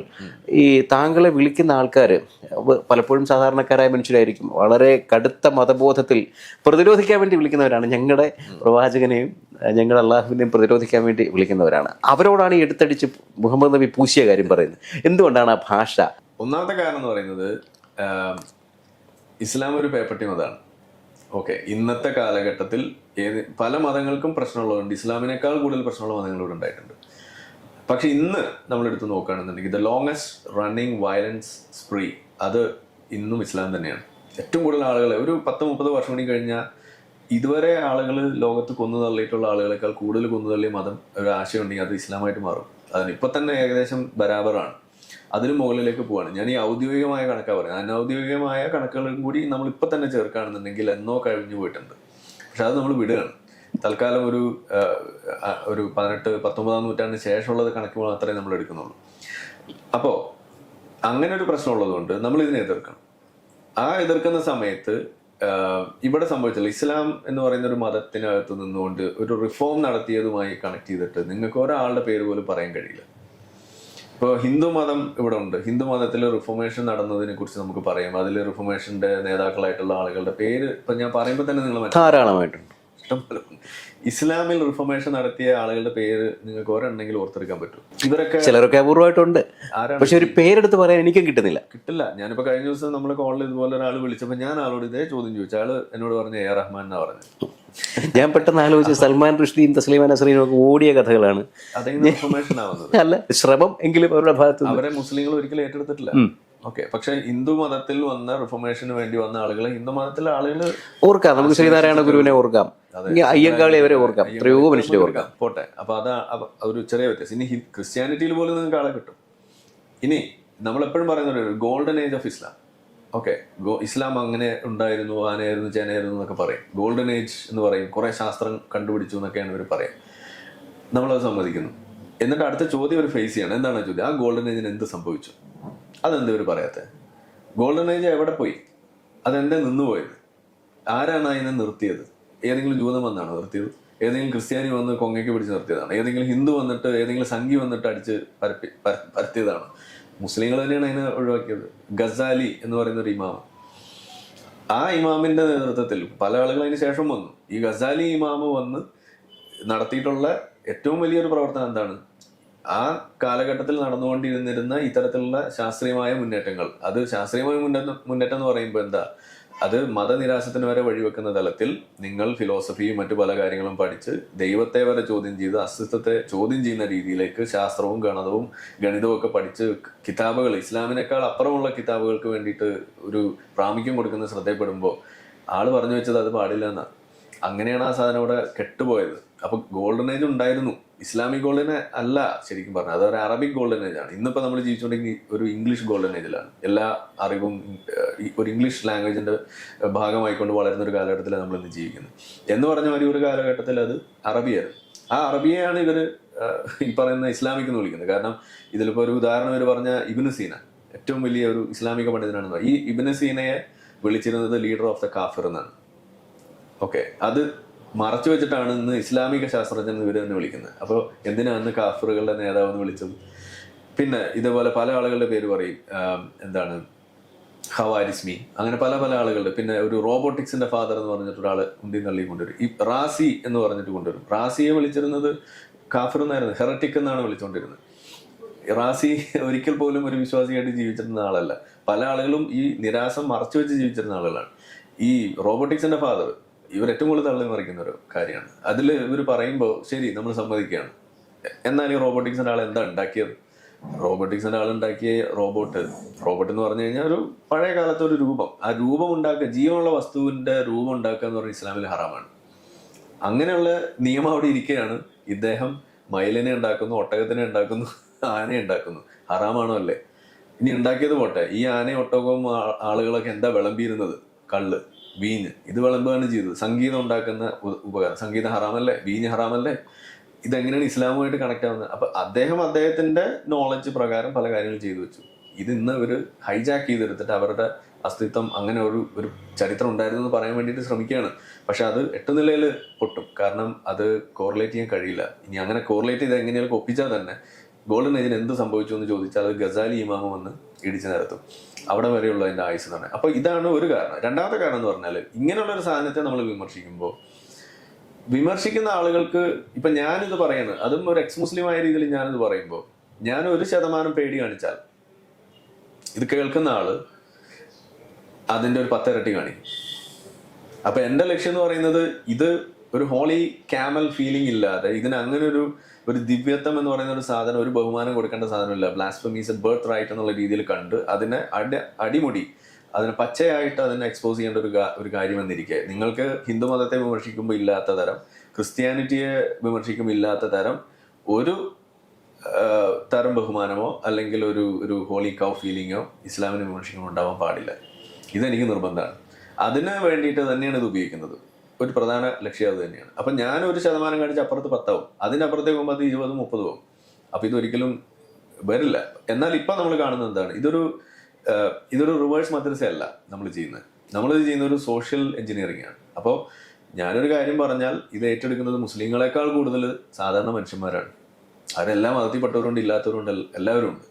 അപ്പോൾ ഒരു തീവ്രവാദി സ്വഭാവം കൊണ്ട് നടക്കുന്ന, ഒരു തീവ്ര ഇസ്ലാം കൊണ്ട് നടക്കുന്ന ഏതെങ്കിലും ഒരു മുസ്ലിമിനെ കയ്യിൽ കിട്ടിയാൽ ആർക്ക് വേണമെങ്കിലും ഇന്ന് അവനെ തിരുത്താനുള്ള ഒരു സോഷ്യൽ സാഹചര്യം സൃഷ്ടിക്കുക എന്നുള്ളതാണ് നമ്മുടെ ലക്ഷ്യം. അത് ഇന്ന് നടക്കുന്നുണ്ട്. അതുകൊണ്ട് തന്നെ കോയാപ്പുളിയും ഒക്കെ അധികം നാൾ ഉണ്ടാവില്ല, കൂട്ടിക്കെട്ടുന്നാണ് എനിക്ക് തോന്നുന്നത്. ആരും വിളിക്കണില്ല. ഇപ്പോൾ വിശ്വാസികളൊന്നും ഇപ്പോൾ കുരുപൊട്ടി വിളിക്കുന്നത് കുറവാണ്. മതപണ്ഡിതന്മാർ തന്നെ പറയുന്നുണ്ട്, അയാളുടെ പരിപാടിയിലേക്ക് വിളിച്ച് വെറുതെ നമ്മളെ വിമർശിക്കുന്ന അവസരം കൂടി. അവസാനത്തെ ഒരു കാരണം കൂടിയുണ്ട് എന്തുകൊണ്ട് ഈ ഭാഷ. മൂന്നാമത്തെ കാരണം എന്ന് പറഞ്ഞാൽ, ഇതൊരു ലിറ്റററി ടൂളാണ്. നമ്മൾ ഈ പറയുന്നതിൻ്റെ ആ ഒരു എന്താ പറയുക, ഒരു ഇന്റൻസിറ്റി കിട്ടണമെന്നുണ്ടെങ്കിൽ, ഇപ്പൊ മുഹമ്മദ് നബി അടിമയെ ബലാത്സംഗം ചെയ്തു എന്ന് പറഞ്ഞാൽ അത് കിട്ടില്ല. അതും ചിലപ്പോൾ വിശുദ്ധവത്കരിക്കപ്പെടില്ലേ, ഒരു വിശുദ്ധ ബലാത്സംഗമായിട്ട്. അപ്പോ അവിടെ ആ ഒരു കോൺട്രാസ്റ്റ് ആണ് ഇതിനകത്ത് ഇന്റൻസിറ്റി ഉണ്ടാക്കുന്നത്. ഈ കോൺട്രാസ്റ്റ് എന്ന് പറഞ്ഞാൽ എന്താണ്? അതായത് ഒരു വശത്ത് വളരെ ബഹുമാനിക്കപ്പെടുന്ന ഒരു വാക്കും മറുവശത്ത് ഏറ്റവും താഴെ കിടക്കുന്ന ഒരു വാക്കും, അതൊരു കോൺട്രാസ്റ്റ്, ഒരു ലിറ്റററി ടൂളാണ്. അത് നമ്മൾ ഈ സെറ്ററിൽ ഉപയോഗിക്കുന്ന ഒരു ടെക്നിക്കാണ്. ഓക്കെ, മഹാനായ മണ്ടൻ എന്ന് പറയുമ്പോൾ ഉണ്ടാവുന്ന ഒരു കോൺട്രാസ്റ്റ് ഉണ്ട്. മഹാൻ എന്ന് പറയുമ്പോൾ ഒരു വലിയ ഫീലിംഗ്, മണ്ടൻ എന്ന് പറയുമ്പോൾ ഒരു താഴെ കിടക്കുന്ന അങ്ങനെ ഒരു ഫീലിംഗ് ഉണ്ട്. ആ കോൺട്രാസ്റ്റിലാണ് ഇതിന്റെ ഇന്റൻസിറ്റി വരുന്നത്. അവൻ വലിയ മണ്ടനാന്ന് പറഞ്ഞു കഴിഞ്ഞാൽ ആർക്കും പിടിയിട്ടില്ല. പക്ഷെ അവൻ മഹാനായ ഒരു മണ്ടനെന്ന് പറയുമ്പോൾ അപ്പോൾ കുറച്ചും കൂടി ഒരു ഭയവും ഇല്ലാത്ത, ഇതും വിമർശന വിധേയമാണ് എന്നൊരു പൊതുബോധത്തിലേക്ക് ആൾക്കാരെ എത്തിക്കണം എന്നുള്ളതാണ്. അത് നോർമലൈസ് ചെയ്യുക എന്നുള്ളതാണ്. ഇത് ആർക്കും ചെയ്യാൻ പറ്റണം എന്നുള്ളതാണ്. ഇപ്പൊ നിങ്ങൾക്ക് ഇപ്പൊ എൻ്റെ അടുത്ത് ഈ പേപ്പട്ടി മതം എന്ന് പറയാൻ കഴിയുന്നു, അല്ലെങ്കിൽ മുഹമ്മദ് നബി പൂശി എന്ന് നിങ്ങൾക്ക് പറയാൻ കഴിയുന്ന പോലും ഞാനിത് പറഞ്ഞുകൊണ്ടാണ്. സംശയം വേണ്ട, അല്ലെങ്കിൽ എനിക്കിത് പറയാൻ ഭയം ഉണ്ടാവും. 100% ശരിയായ കാര്യമാണ്. മറ്റൊരു കാര്യം, അടുത്തിടെ ഇതേ EP സുഹൈബ് മൗലവി പെരുന്നാളുമായിട്ട് ബന്ധപ്പെട്ടുള്ള ഒരു പ്രാർത്ഥനാ ചടങ്ങിൽ അദ്ദേഹം പറഞ്ഞത് ഒരുപക്ഷെ മറ്റു പലരും ചെയ്യാത്ത ഒരു കാര്യമാണ്. ഈ പഹൽഗാം ആക്രമണവുമായി ബന്ധപ്പെട്ട് ഇന്ത്യയിലെ 26 നിരപരാധികളായിട്ടുള്ള മനുഷ്യർ കൊല്ലപ്പെട്ടതുമായി ബന്ധപ്പെട്ട് ഒന്ന് അപലപിച്ചുകൊണ്ടാണ് അദ്ദേഹം സ്നേഹത്തെ പറ്റിയും ഒക്കെ പറഞ്ഞു. ഇവിടെ എന്താണ് ഒരു കള്ളനാണയം എന്ന് വിശേഷിപ്പിക്കാൻ ഉണ്ടാവുന്നത്? എന്താണ്? ഷുഹൈബ് മൗലവി അങ്ങനെ പറഞ്ഞത് ഞാൻ കേട്ടിരുന്നു. ഓക്കെ, പക്ഷെ അതില് ഞാൻ അദ്ദേഹത്തിന്റെ ഒരു ബുദ്ധിമുട്ട് മനസ്സിലാക്കുകയാണ്. ഓക്കെ, ഇപ്പൊ നേരത്തെ ചോദിച്ചല്ലോ ഈ ഭാഷയുടെ പ്രശ്നമൊക്കെ ചോദിച്ചു. ഇപ്പൊ അതെ, ഒരു ഉദാഹരണം ഞാൻ പറയാം. ഒരു വൈറ്റല മോയിസ് എന്ന് പറഞ്ഞിട്ടൊരു സുഹൃത്ത്, നമുക്ക് ഇങ്ങനെ ഫേസ്ബുക്കിൽ കൂടെ ഇതിലൂടെയൊക്കെ കണ്ടിട്ടുള്ള പരിചയമാണ്. അദ്ദേഹം ഒരു വീഡിയോ ചെയ്യുന്നുണ്ട്, വളരെ മാന്യമായ ഭാഷയിൽ ശാന്തനായിട്ട് ഇസ്ലാമിലെ കിതാബ് എടുത്തു വെച്ചിട്ട് ഓരോന്നും വായിച്ച് ഇങ്ങനെ എക്സ്പ്ലെയിൻ ചെയ്ത് കൊടുക്കുന്നുണ്ട്. നല്ല ഭാഷയിൽ ഇസ്ലാം മതം വിമർശനം നടത്തുന്ന ഒരാളുണ്ട്, നമുക്കൊന്ന് പോയി കേട്ട് കളയാം എന്ന് ഏതെങ്കിലും വിശ്വാസി പറയൂ? ഒരാൾ വിമർശനമേ പറ്റില്ല. പിന്നെ ഭാഷ അവിടെ ഒരു വിഷയമല്ല, ഒന്നാമത്തെ കാര്യം. ഇനി ഈ പറയുന്ന വൈറ്റ്ല മോയിസ് അല്ലെങ്കിൽ മുസ്തഫ മൗലവി, ഇത് രണ്ടും ഒന്ന് കമ്പയർ ചെയ്ത് നോക്കുക. ചേകന്നൂർ മൗലവി, ഇതൊന്ന് കമ്പയർ ചെയ്ത് നോക്കുക. ഇവരൊക്കെ ഇസ്ലാമിനെ അകത്തുനിന്ന് തന്നെ വിമർശിച്ചിരുന്ന ആളുകളാണ്. ചേകന്നൂർ മൗലവിയുടെ ശവശരീരം പോലും കിട്ടിയിട്ടില്ല. ഭാഷയ്ക്കൊന്നും ഒരു പ്രശ്നം ഉണ്ടായിരുന്നില്ല കേട്ടോ. ഇനി മുസ്തഫ മൗലവി, ഭാഷയ്ക്ക് ഒരു ബുദ്ധിമുട്ടുമില്ല. ആള് വളരെ മികച്ച രീതിയിൽ ഇസ്ലാമിനെ വെളുപ്പിച്ച് രാവിലെ നമ്മൾ ഒരു കൊട്ട ആട്ടുംകാട്ടം കൊടുത്താൽ വൈകിട്ട് അത് സ്വർണ്ണക്കട്ടിയാക്കി തരുന്ന തരം ഇസ്ലാമിനെ വിമർശിക്കുന്ന ഒരാളാണ്. എന്നുവെച്ചാൽ അതിനെ വേറെ രൂപത്തിലാക്കി തരും. അതുകൊണ്ട് തെറ്റുണ്ടോയെന്ന് ചോദിച്ചു കഴിഞ്ഞാൽ ഞാൻ പറയാം, എനിക്കതിനോട് യോജിപ്പൊന്നുമില്ല. പക്ഷെ എന്നാലും നമ്മളെ കേൾക്കുന്നതിനേക്കാൾ കൂടുതൽ, ജാക്കിർ നായിക്കിനേക്കാൾ കേൾക്കുന്നതിനേക്കാൾ കൂടുതൽ ഇദ്ദേഹത്തെ കേൾക്കും. ഇതിന് രണ്ടിനും മിഡിൽ നിൽക്കുന്നു. അതുകൊണ്ട് ഓക്കെ, ഇത്രയും നമ്മൾ പറയുന്നുള്ളൂ. പക്ഷെ അപ്പോൾ പ്രശ്നമാണ്, ഇനിയിപ്പോൾ വൈറ്റ്ല മൂവീസിലേക്ക് നമ്മൾ വരികയാണെന്നുണ്ടെങ്കിൽ ആള് നമ്മൾ പറയുന്ന കാര്യം തന്നെ ഓക്കെ. മുഹമ്മദ് നബി ഇപ്പൊ ഈ ഹുദൈബിയ സന്ധി എന്ന് പറയുന്ന ഇസ്ലാമിൽ ഏറ്റവും കൂടുതൽ പ്രോത്സാഹിപ്പിക്കപ്പെടുന്ന ഒരു, കൊട്ടിഘോഷിക്കപ്പെടുന്ന ഒരു വളരെ മാതൃകാപരമായ ഒരു സന്ധിയായിട്ടാണ് പറയുക. ഒരു ട്രീറ്റി, ഒരു കരാറിലൊക്കെ ഏർപ്പെട്ടാൽ അതിനകത്ത് എത്രമാത്രം സത്യസന്ധത കാണിക്കണം എന്ന് പറയാൻ വേണ്ടിയിട്ട് ഉദാഹരണം പോലെ എടുത്ത് പറയുന്ന സാധനമാണ് ഈ ഹുദൈബിയ സന്ധി. പക്ഷെ അതൊരു ചതിയായിരുന്നു. മുഹമ്മദ് നബി അത് വഞ്ചിക്കാൻ വേണ്ടിയിട്ട് അല്ലെങ്കിൽ അത് ലംഘിക്കാൻ വേണ്ടി ഉണ്ടാക്കിയ സന്ധിയാണ് ഈ ഹുദൈബിയ സന്ധി. ഇത് നമ്മൾ പറയുമ്പോൾ നമ്മൾ മതവിരോധി ആയതുകൊണ്ട് പറയുന്നു, നമ്മൾ ഭാഷ പ്രശ്നമാകുന്നു. ഇതേ സാധനം തന്നെയാണ് വൈറ്റ്ല മൂവീസ് പറയുന്നത്. അത് കിതാബ് എടുത്ത് വെച്ചിട്ട് പച്ചയ്ക്ക് പറയണം. ഏതെങ്കിലും വിശ്വാസി കേൾക്കുമോ? ആ വീഡിയോയുടെ താഴെ വരുന്ന കമൻറ്റുകൾ നിങ്ങൾ നോക്കുക. പുള്ളിയെ അവിശ്വാസി എന്ന് വിളിക്കുന്നു, മുർത്തദ് എന്ന് വിളിക്കുന്നു, സംഘി ഏജന്റ് എന്ന് വിളിക്കുന്നു, ഇത് വേഷം മാറി എമുവാണ്, അതായത് എക്സ് മുസ്ലിം ആണെന്ന് വിളിക്കുന്നു. അപ്പോൾ അങ്ങനെ ഒരു എക്സിസ്റ്റൻസ് ഇല്ല. അപ്പം പിന്നെ ഇതിൻ്റെ രണ്ടിൻ്റെ ഇടയിൽ നിന്നിട്ട് ഇത് പറഞ്ഞല്ലേ പറ്റുള്ളൂ. അത് ഷുഹൈബ് മൗലവി പോലുള്ള ആളുകൾ ചെയ്യട്ടെ, അതാണ് നമ്മൾ പറയുന്നത്. പക്ഷെ അത് ചെയ്യുമ്പോൾ അതിനകത്തൊരു പ്രശ്നം എന്താണെന്ന് വെച്ചാൽ, ഇപ്പോൾ അദ്ദേഹം പറഞ്ഞത് ഒരാളെ കൊന്നാൽ എല്ലാവരെയും കൊന്ന മാതിരി, ഒരാളെ രക്ഷിച്ചാൽ എല്ലാവരെയും രക്ഷിച്ച മാതിരി എന്നായിട്ട് എടുത്തു വെച്ചിട്ടാണ് ഇത് വെളുപ്പിക്കുന്നത്. പഹൽഗാമിനെ അറ്റാക്കിനെ അപലപിക്കാൻ ഖുർആനിൽ നിന്നും നിങ്ങൾക്ക് ഒരു വരി പോലും കിട്ടില്ല. ഓക്കെ, അതിലെ ആ സാധനത്തെ തള്ളിപ്പറയാൻ, ആ ഭീകരാക്രമണത്തെ തള്ളിപ്പറയാൻ ഖുർആനിൽ നിന്നും ഒരു ആയത്ത് പോലും നിങ്ങൾക്ക് കിട്ടില്ല. അപ്പൊ പിന്നെ എന്തിനാണ് ഈ ആയത്തെടുത്തത്? ഈ ആയത്തിന്റെ കോണ്ടെക്സ്റ്റ് എന്താണ്? ആ കോണ്ടെക്സ്റ്റ് മാറ്റി വെച്ചാലേ നിങ്ങൾക്ക് ഈ ആയത്തെടുക്കാൻ പറ്റുള്ളൂ. അതാണ് ഈ മൗലവി ചെയ്യുന്നത്. അപ്പൊ നമ്മൾ പറയുന്നത് ഇസ്ലാം ഒരു പേപ്പട്ടി മതമാണ്, അതിന് ഇന്ന കാരണങ്ങളുണ്ടെന്ന് പറയുമ്പോൾ അല്ല എന്ന് പറയാൻ വേണ്ടിയിട്ട് ഇവിടുത്തെ തീവ്രവാദികളെ സപ്പോർട്ട് ചെയ്യുന്നു, അല്ലെങ്കിൽ ഈ വിഷയത്തിൽ വലിയ മനം നൊന്ത് നടക്കുന്ന ആളുകൾ നമ്മളോട് പറയുന്ന അതേ ആയത്താണ് ഈ മുസ്തഫ ഈ പറയുന്ന ഷുഹൈബ് മൗലവി എടുക്കുന്നത്. അതൊരു പരിതാപകരമായ അവസ്ഥ എന്നേ എനിക്ക് പറയാൻ കഴിയുള്ളൂ. കാരണം ആ ഒരു ഇൻസ്ട്രക്ഷൻ, ഒരാളെ കൊന്നാൽ മറ്റൊരാളെ കൊന്ന മാതിരി എന്നത് തോറയിലെ ഇസ്രായേലി ജനതയ്ക്ക് അന്ന് പടച്ചോൻ കൊടുത്ത ഒരു സാധനമാണെന്നാണ് അതിനകത്ത് പറയുന്നത്. അത് അവർക്കുള്ള നിയമമാണ്, മുസ്ലിങ്ങൾക്കുള്ള നിയമമല്ല. അത് മാത്രമല്ല, മുസ്ലിങ്ങൾക്കുള്ള നിയമമായിട്ട് താഴെ വേറെ വരുന്നുണ്ട്. അതെന്താണ്? അത് ഈ പറയുന്ന അള്ളാഹുവിനും മുഹമ്മദ് നബിക്കെതിരെ പ്രവർത്തിച്ച ആളുകളുടെ കൈകാലുകൾ വിപരീത ദിശയിൽ നിന്ന് വെട്ടണം എന്നാണ് അതിന്റെ തൊട്ടടുത്ത വരി. അപ്പൊ ഇവര് നമ്മളൊരു കാര്യം പറയുമ്പോൾ നമ്മളെ ആരോപിക്കുന്ന എന്താണ്? സന്ദർഭത്തിൽ നിന്നും അടർത്തി എന്നാ പറയാ. പക്ഷെ ഇവര് പഹൽഗാമിനെ അപലപിക്കാൻ വേണ്ടിയിട്ട് അവരെടുത്ത ആയത്ത് ഈ സന്ദർഭത്തിൽ നിന്ന് അടർത്തിയിട്ടാണ്. പഹൽഗാമിനെ നിങ്ങൾ അപലപിക്കുമ്പോൾ നിങ്ങൾ ഈ പറഞ്ഞ ഇസ്ലാമിൽ നിന്ന് പുറത്തു പോകേണ്ടി വരും എന്നുള്ളതാണോ? വേണ്ടി വരും. പഹൽഗാമിൽ പച്ചയായ മതം തന്നെയല്ലേ, കാഫിറിനെ കൊല്ലണം എന്ന് തന്നെയാണ് ഇസ്ലാം. അതാണ് ഞാൻ പറഞ്ഞത്. ഇപ്പോൾ ഇസ്ലാം നമ്മൾ പഠിക്കുമ്പോൾ അതൊരു തിരിച്ചറിവാണ്. ഇപ്പൊ വിടാനുണ്ടായ കാര്യങ്ങൾ ചോദിക്കുമ്പോൾ, അതായത് നമ്മൾ വിചാരിച്ചിരിക്കുന്നത് എന്താണ്, നമ്മളെ പറഞ്ഞ് പഠിപ്പിച്ചിരിക്കുന്നത് മനുഷ്യനുണ്ടാവുന്നതിന് മുന്നേ തന്നെ ഉണ്ട് ഈ സാധനം ഖുർആൻ. എന്നിട്ട് മനുഷ്യന്മാർക്ക് ഇങ്ങനെ കുറേശ്ശെ എടുത്തു കൊടുത്തൊരു സാധനമാണെന്നാണ് പറയുന്നത്. പക്ഷെ അങ്ങനെയല്ല ഖുർആൻ. അത് നമ്മൾ വായിച്ചു കഴിഞ്ഞാൽ അതിനകത്തൊരു ക്രോണോളജിക്കൽ ഓർഡർ ഉണ്ട്. അതായത് മുഹമ്മദ് നബി മക്കയിൽ ജീവിക്കുന്ന കാലത്ത് കുറേ കാര്യങ്ങൾ പറഞ്ഞിട്ടുണ്ട്. പിന്നെ അവിടെ നിന്നും മദീനയിലേക്ക് പോയതിനു ശേഷം വേറെ കുറേ സാധനങ്ങൾ പറഞ്ഞിട്ടുണ്ട്. ഇത് രണ്ടും അജഗജാന്തരാണ്, ആനയും ആടും. അതായത് മക്കയിൽ ജീവിച്ചിരുന്ന ആദ്യകാലത്ത് പറഞ്ഞിരുന്ന സാധനങ്ങൾ എന്ന് പറഞ്ഞു കഴിഞ്ഞാൽ വളരെ സമാധാനം, കാവ്യഭംഗി ഒക്കെ ഉള്ള സാധനങ്ങളാണ്. നിങ്ങൾക്ക് നിങ്ങളുടെ മതം, എനിക്ക് എൻ്റെ മതം എന്നൊക്കെ പറയുമ്പോൾ ആഹാ എത്ര മനോഹരം. പക്ഷെ മദീനയിലേക്ക് എത്തിക്കഴിയുമ്പോൾ പിന്നെ ഉണ്ടാവുന്ന എന്താണ്? കാഫിറിനെ കണ്ടെടുത്ത് വെച്ച് വെട്ടിക്കൊല്ലണം എന്നാണ് പറയുന്നത്. 9:5 അത് നസ്ക് ചെയ്യാന്ന് പറയും. അപ്പോൾ ഈ ക്രോണോളജിക്കൽ ഓർഡർ എന്ന് പറയുന്ന ഒരു വിഷയം നമ്മുടെ തലയിലേക്ക് വരുന്നു ഇത് പഠിക്കാൻ വേണ്ടി ഇറങ്ങുമ്പോൾ. ഇതാണ് ഒന്നാമത്തെ ഒരു പ്രശ്നം. രണ്ടാമത്തെ കാരണം എന്ന് പറയുന്നത് നസ്ക് ചെയ്യാന്ന് പറയുന്ന ഒരു കാര്യം, അബ്രോഗേറ്റ് ചെയ്യുക, അതായത് റദ്ദാക്കുക. അതായത് ഒരു മുന്നേ ഉള്ള ഓർഡർ റദ്ദാക്കിയിട്ട് പുതിയത് കൊണ്ടുവരിക. അപ്പൊ ഇത് വൈരുദ്ധ്യമല്ല, ഇതിനകത്ത് വൈരുദ്ധ്യമൊന്നുമില്ല. പക്ഷെ നമ്മൾ ഇന്നത്തെ ആളുകൾ പറയുമ്പോൾ നമുക്ക് വേണമെങ്കിൽ ചോദിക്കാം, ഇപ്പോൾ നിങ്ങൾക്ക് നിങ്ങളുടെ മതം ലാ ഇക്രാഹ ഫിദ്ദീൻ, മതത്തിൽ ബലാത്കാരമില്ല എന്ന് ഒരു വശത്ത് പറയും, എന്നിട്ട് അപ്പുറത്ത് കാഫിറിനെ കൊല്ലാൻ പറയും. അതുപോലെ കീഴടങ്ങി കയ്യോടെ കപ്പം കൊടുക്കുന്നത് വരേക്കും അവരോട് നിങ്ങൾ യുദ്ധം ചെയ്യാമെന്ന് 9:28 ഒക്കെ എഴുതി പിടിപ്പിക്കുകയും ചെയ്യുമ്പോൾ ഇതെങ്ങനെ ശരിയാവുക? ലോകം മുഴുവൻ ഇസ്ലാമിന്റെ കീഴിലേക്ക് വരുന്നത് വരേക്കും നിങ്ങൾ യുദ്ധം ചെയ്യുക എന്ന് പറയുമ്പോൾ, അല്ലെങ്കിൽ നിങ്ങളുടെ അടുത്ത് താമസിക്കുന്ന അയൽക്കാരനോട് നിങ്ങൾ പരുഷമായിട്ട് നിങ്ങൾ നിലകൊള്ളുക, നിങ്ങളിൽ അവർ രൂക്ഷത കണ്ടെത്തണം, ഇതാണ് ഇസ്ലാം പഠിപ്പിക്കുന്നത്.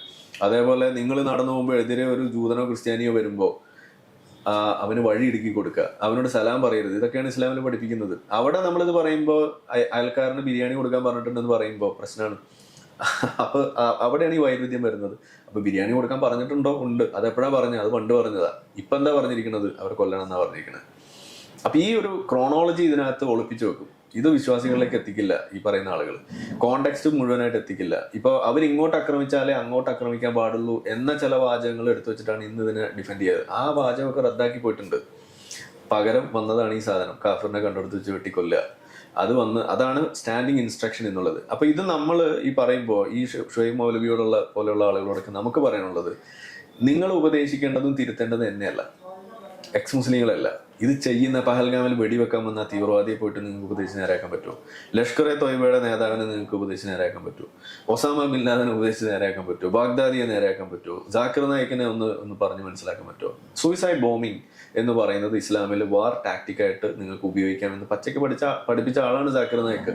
അവിടെ പോയിട്ട് നിങ്ങൾക്ക് തിരുത്തി പറയിപ്പിക്കാൻ കഴിയും? ഇബ്നു തൈമിയ പോലെയൊക്കെയുള്ള ആളുകൾ, അല്ലെങ്കിൽ യൂസുഫ് അൽ കർലാവി പോലെയൊക്കെയുള്ള ആളുകൾ പച്ചക്ക് ഈ പറയുന്ന തീവ്രവാദത്തിന് നേരിട്ട് സഹായകമാകുന്ന രീതിയിലുള്ള കാര്യങ്ങൾ പറഞ്ഞു വെച്ചിട്ടുണ്ട്. ജിഹാദിന് പ്രോത്സാഹനം തന്നെയാണ്. അപ്പോൾ നമ്മളെ തിരുത്തുന്നതിന് പകരം ബോക്കോ ഹറാമിന്റെ നേതാവ്, അൽ ഖ്വയ്ദയുടെ നേതാവ്, ഐസിസിന്റെ നേതാക്കള്, ലഷ്കർ എ തോയ്ബയുടെ നേതാക്കള്, ഹർക്കത്തുൽ മുജാഹിദിന്റെ നേതാക്കള്, ഒരു ആയിരക്കണക്കിന് സംഘടനകളുടെ ലിസ്റ്റ് ഞാൻ തരാം, എല്ലാവരുടെയും അഡ്രസ്സും ഞാൻ തരാം. അവർക്കൊക്കെ വീട്ടിലേക്ക് പോകാനുള്ള എയർ ടിക്കറ്റും ഓട്ടോറിക്ഷയുടെ ടിക്കറ്റ് വരെ ഞാൻ എടുത്തു തരാം. ഒന്ന് പോയിട്ട് ഇവരെയൊക്കെ ഒന്ന് പറഞ്ഞ് മനസ്സിലാക്കി, ഇത് അങ്ങനെയല്ല മോനെ, ഇത് സമാധാനത്തിൽ കൊടുക്കണം, ഒരാളെ കൊന്ന് എല്ലാവരെയും കൊല്ലണ മാതിരിയാണ് എന്നാണ് മുഹമ്മദ് നബി പഠിപ്പിച്ചത്, ഖുർആനിൽ അങ്ങനെയാണ് എന്ന് അവരെ ഒന്ന് പറഞ്ഞ് വിശ്വസിപ്പിച്ചാൽ നമ്മൾ ഈ പറഞ്ഞൊക്കെ എടുത്തോളാം. ഇതേ എനിക്ക് പറയാനുള്ളൂ. അത് അവരെ കൊണ്ട് പറ്റില്ല. അവരെക്കാൾ നന്നായിട്ട് ഇത് അറിയുന്ന ആളുകളാണ് ഇവർ. പലപ്പോഴും ഇസ്ലാമിൻ്റെ പ്രത്യയശാസ്ത്രം നിൽക്കുന്നിടത്ത് നിന്നുകൊണ്ടല്ല മുസ്ലിം ജീവിക്കുന്നത്.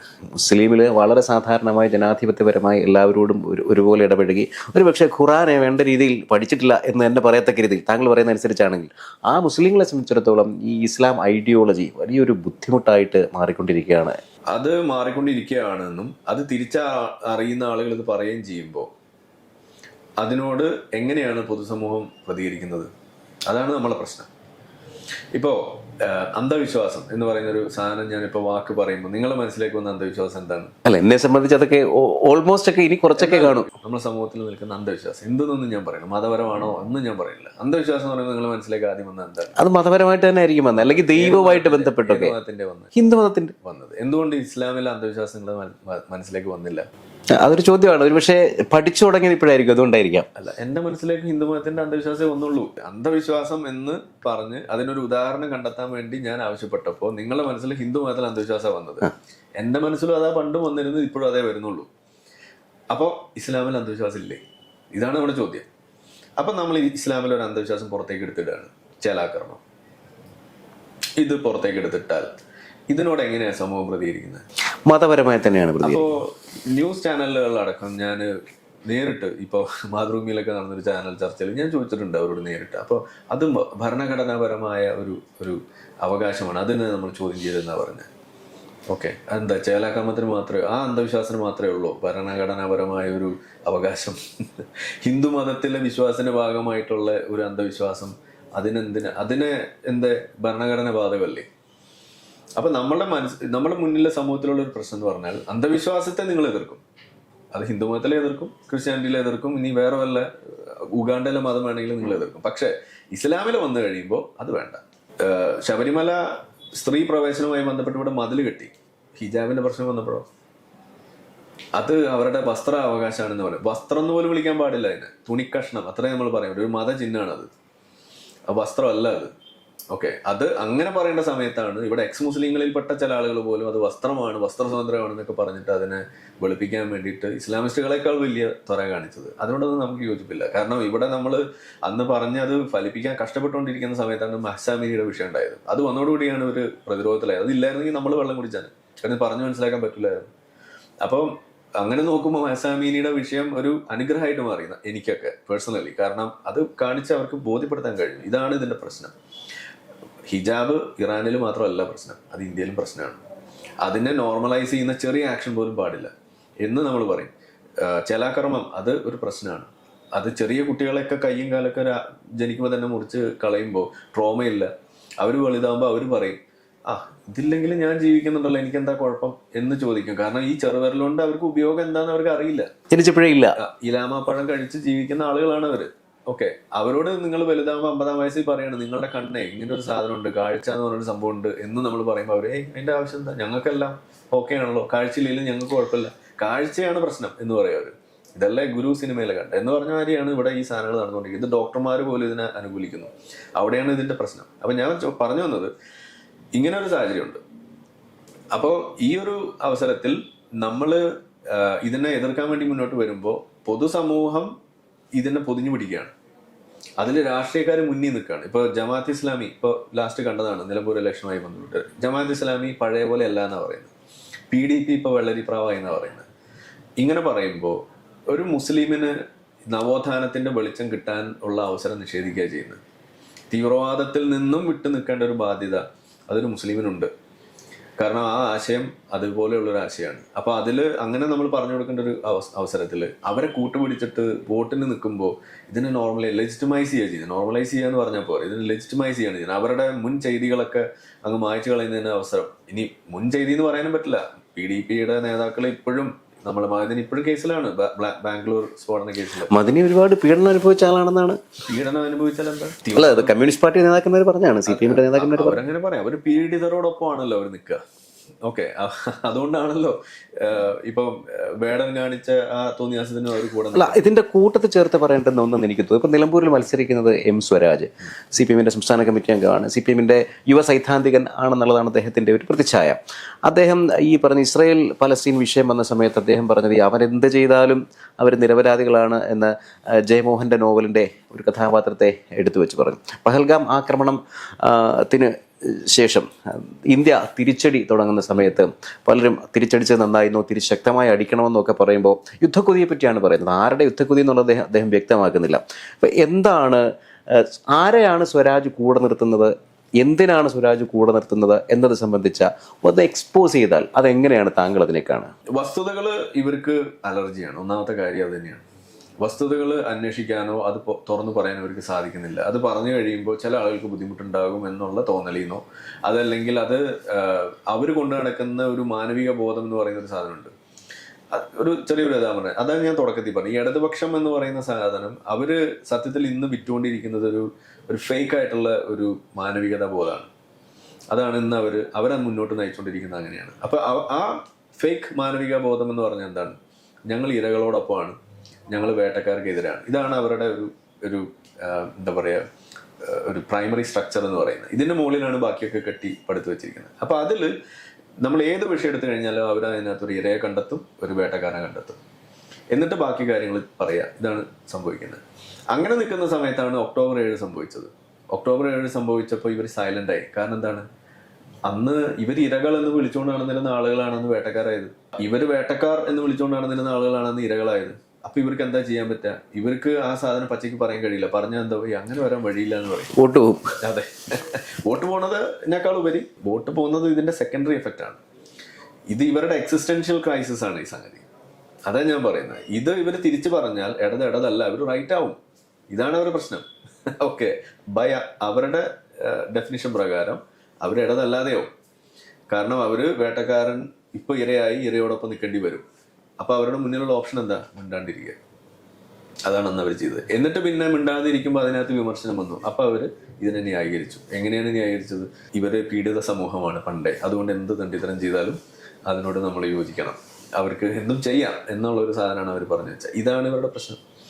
അപ്പോ അങ്ങനെ പറയുമ്പോഴാണ് നമ്മളെ പോലുള്ള ആളുകൾ അതിനകത്ത് ഇറങ്ങി തിരിച്ചിട്ട് ഇവർ യഥാർത്ഥത്തിൽ പീഡിതരാണോ, എന്താണ് ഇതിന്റെ പിന്നിലുള്ള പ്രശ്നം, യഥാർത്ഥ പ്രശ്നം എന്താണ്? ഈ ഇസ്രായേൽ പാലസ്തീൻ വിഷയത്തിന്റെ അടിസ്ഥാന കാരണം എന്ന് പറയുന്നത് അത് കറങ്ങി തിരിഞ്ഞ് ചെന്നെത്ത അള്ളാഹുലും മുഹമ്മദ് നബിയിലാണ്. മതമാണ് അതിന്റെ പ്രശ്നം. അത് പറയാതെ ഇത് ബൗണ്ടറിയാണ് പ്രശ്നം, ജോഗ്രഫിയാണ്, പൊളിറ്റിക്സ് ആണെന്നൊക്കെ പറഞ്ഞു കഴിഞ്ഞാൽ അത് വിശ്വസിക്കാൻ കുറെ ആളുകൾ ഇടതുപക്ഷത്തിൽ ഉണ്ടാവുമായിരിക്കും. പക്ഷെ നമുക്കത് പറ്റില്ല. കാരണം ഇതിന്റെ പിന്നിൽ മതം തന്നെയാണ്. അതെവിടെയാ അത് നിങ്ങൾക്ക് കാണാൻ കഴിയുക? ഹമാസിന്റെ ചാർട്ടറിൽ എഴുതി വെച്ചിട്ടുണ്ട്. ഇന്ന് നമ്മൾ ഹമാസിനെ കുറിച്ച് പറയുകയാണെങ്കിൽ ഹമാസിന്റെ ചാർട്ടറിൽ എഴുതി വെച്ചിട്ടുണ്ട്. ഇസ്രായേൽ എന്ന് പറയുന്ന രാജ്യം ഉണ്ടാകുന്നതിന് വേണ്ടിയിട്ടുള്ള ശ്രമം തുടങ്ങിയ അന്ന് മുതൽ ഇവർ ഇതിനെ എതിർക്കുന്നുണ്ട്. ഞാനൊക്കെ ഇപ്പോൾ നമ്മളിതിനു വേണ്ടിയിട്ട് ഇസ്രായേലിന്റെ ഭാഗത്തുള്ള ശരികളെ കുറിച്ച് പറയുന്ന ആളുകളാണ്. ഈ ഒരു വിഷയത്തിൽ ശരികളാണ് കൂടുതൽ കാണാനുള്ളൂ. അതുകൊണ്ട് നമ്മൾ ഇസ്രായേലി ഒരു ജൂതനാണോ എന്ന് പോലും ആളുകൾ സംശയിക്കാറുണ്ട്. അത് വേറെ കാര്യം. പോട്ടെ, ആറ്റിക്കുറുക്കി എടുത്തു കഴിഞ്ഞാൽ ഒരു 2-3 കാര്യങ്ങൾ നമുക്ക് ഇതിനകത്ത് വെച്ചിട്ട് ഇത് നമുക്ക് ഒരു ഐഡിയ കിട്ടും. ഒന്നാമത്തെ ചോദ്യം അല്ലെങ്കിൽ ഒരു പോയിന്റ് എന്ന് പറയുന്നത് 1941 ഒരു ചിത്രം പുറത്തു വന്നിട്ടുണ്ട്. അത് ജെറൂസലം മുഫ്തി ആയിട്ടുള്ള ഹുസൈനി ഹിറ്റ്ലറുമായിട്ട് കൂടിക്കാഴ്ച നടത്തുന്ന ഒരു ചിത്രമാണ്. ആ ചിത്രം എന്തായിരുന്നു, എന്തിനു വേണ്ടിയിട്ടായിരുന്നു? അവിടെ അവരെന്താ സംസാരിച്ചത്? അവർ സംസാരിച്ചത് ജൂതന്മാരെ കൂട്ടക്കൊല നടത്തുന്നതിനെ കുറിച്ചാണ്. ഹുസൈനി ഹിറ്റ്ലറെ കാണുക മാത്രമല്ല, അതിനുശേഷം പലതവണ അദ്ദേഹമായിട്ട് കോണ്ടാക്ട് ചെയ്തുകൊണ്ട് ഈ പറയുന്ന ജൂതന്മാരെ ഈ ഹോളോകോസ്റ്റ് നടത്താൻ വേണ്ടി ജർമ്മനിയിലും പോളണ്ടിലും ഓഷ്വിറ്റ്സിലൊക്കെ എന്താണോ പദ്ധതി ഇട്ടുകൊണ്ടിരുന്നത്, സമാനമായ സാധനം ഇങ്ങ് മിഡിൽ ഈസ്റ്റിലും ഒരു മരുഭൂമിയിൽ അതിനുള്ള സംവിധാനം ഒരുക്കുന്നതിനെ കുറിച്ചായിരുന്നു ഇവർ ചർച്ച ചെയ്തുകൊണ്ടിരുന്നത്. അപ്പോൾ ഇവരുടെ പ്രശ്നം എന്താ?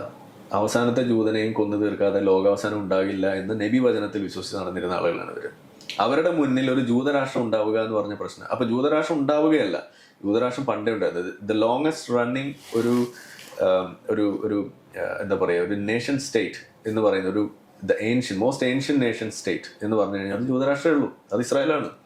അതായത് പണ്ട് മുതൽ ചരിത്രത്തിൽ നമ്മൾ നോക്കിയാൽ ഈവൻ മതകഥയിൽ പോലും നിലനിൽക്കുന്ന ഒരു അവസ്ഥ, ആർക്കിയോളജിക്കൽ എവിഡൻസ് പോലുള്ള ഒരു സാധനമാണ് ഈ പറയുന്ന ജൂത ഇസ്രായേലി രാജ്യം എന്ന് പറയുന്നത്, അല്ലെങ്കിൽ ഇസ്രായേലി ജനത, അവരുടെ ചരിത്രവും അവരുടെ ആ നേഷൻ എന്ന് പറയുന്നത്. അതായത് ആ ജനതയും ആ നാടും അറിഞ്ഞിരുന്നത് ഒരേ വാക്കിലാണ്, ഇസ്രായേലി ജനത എന്നാണ് അവർ വിളിച്ചിരുന്നത്.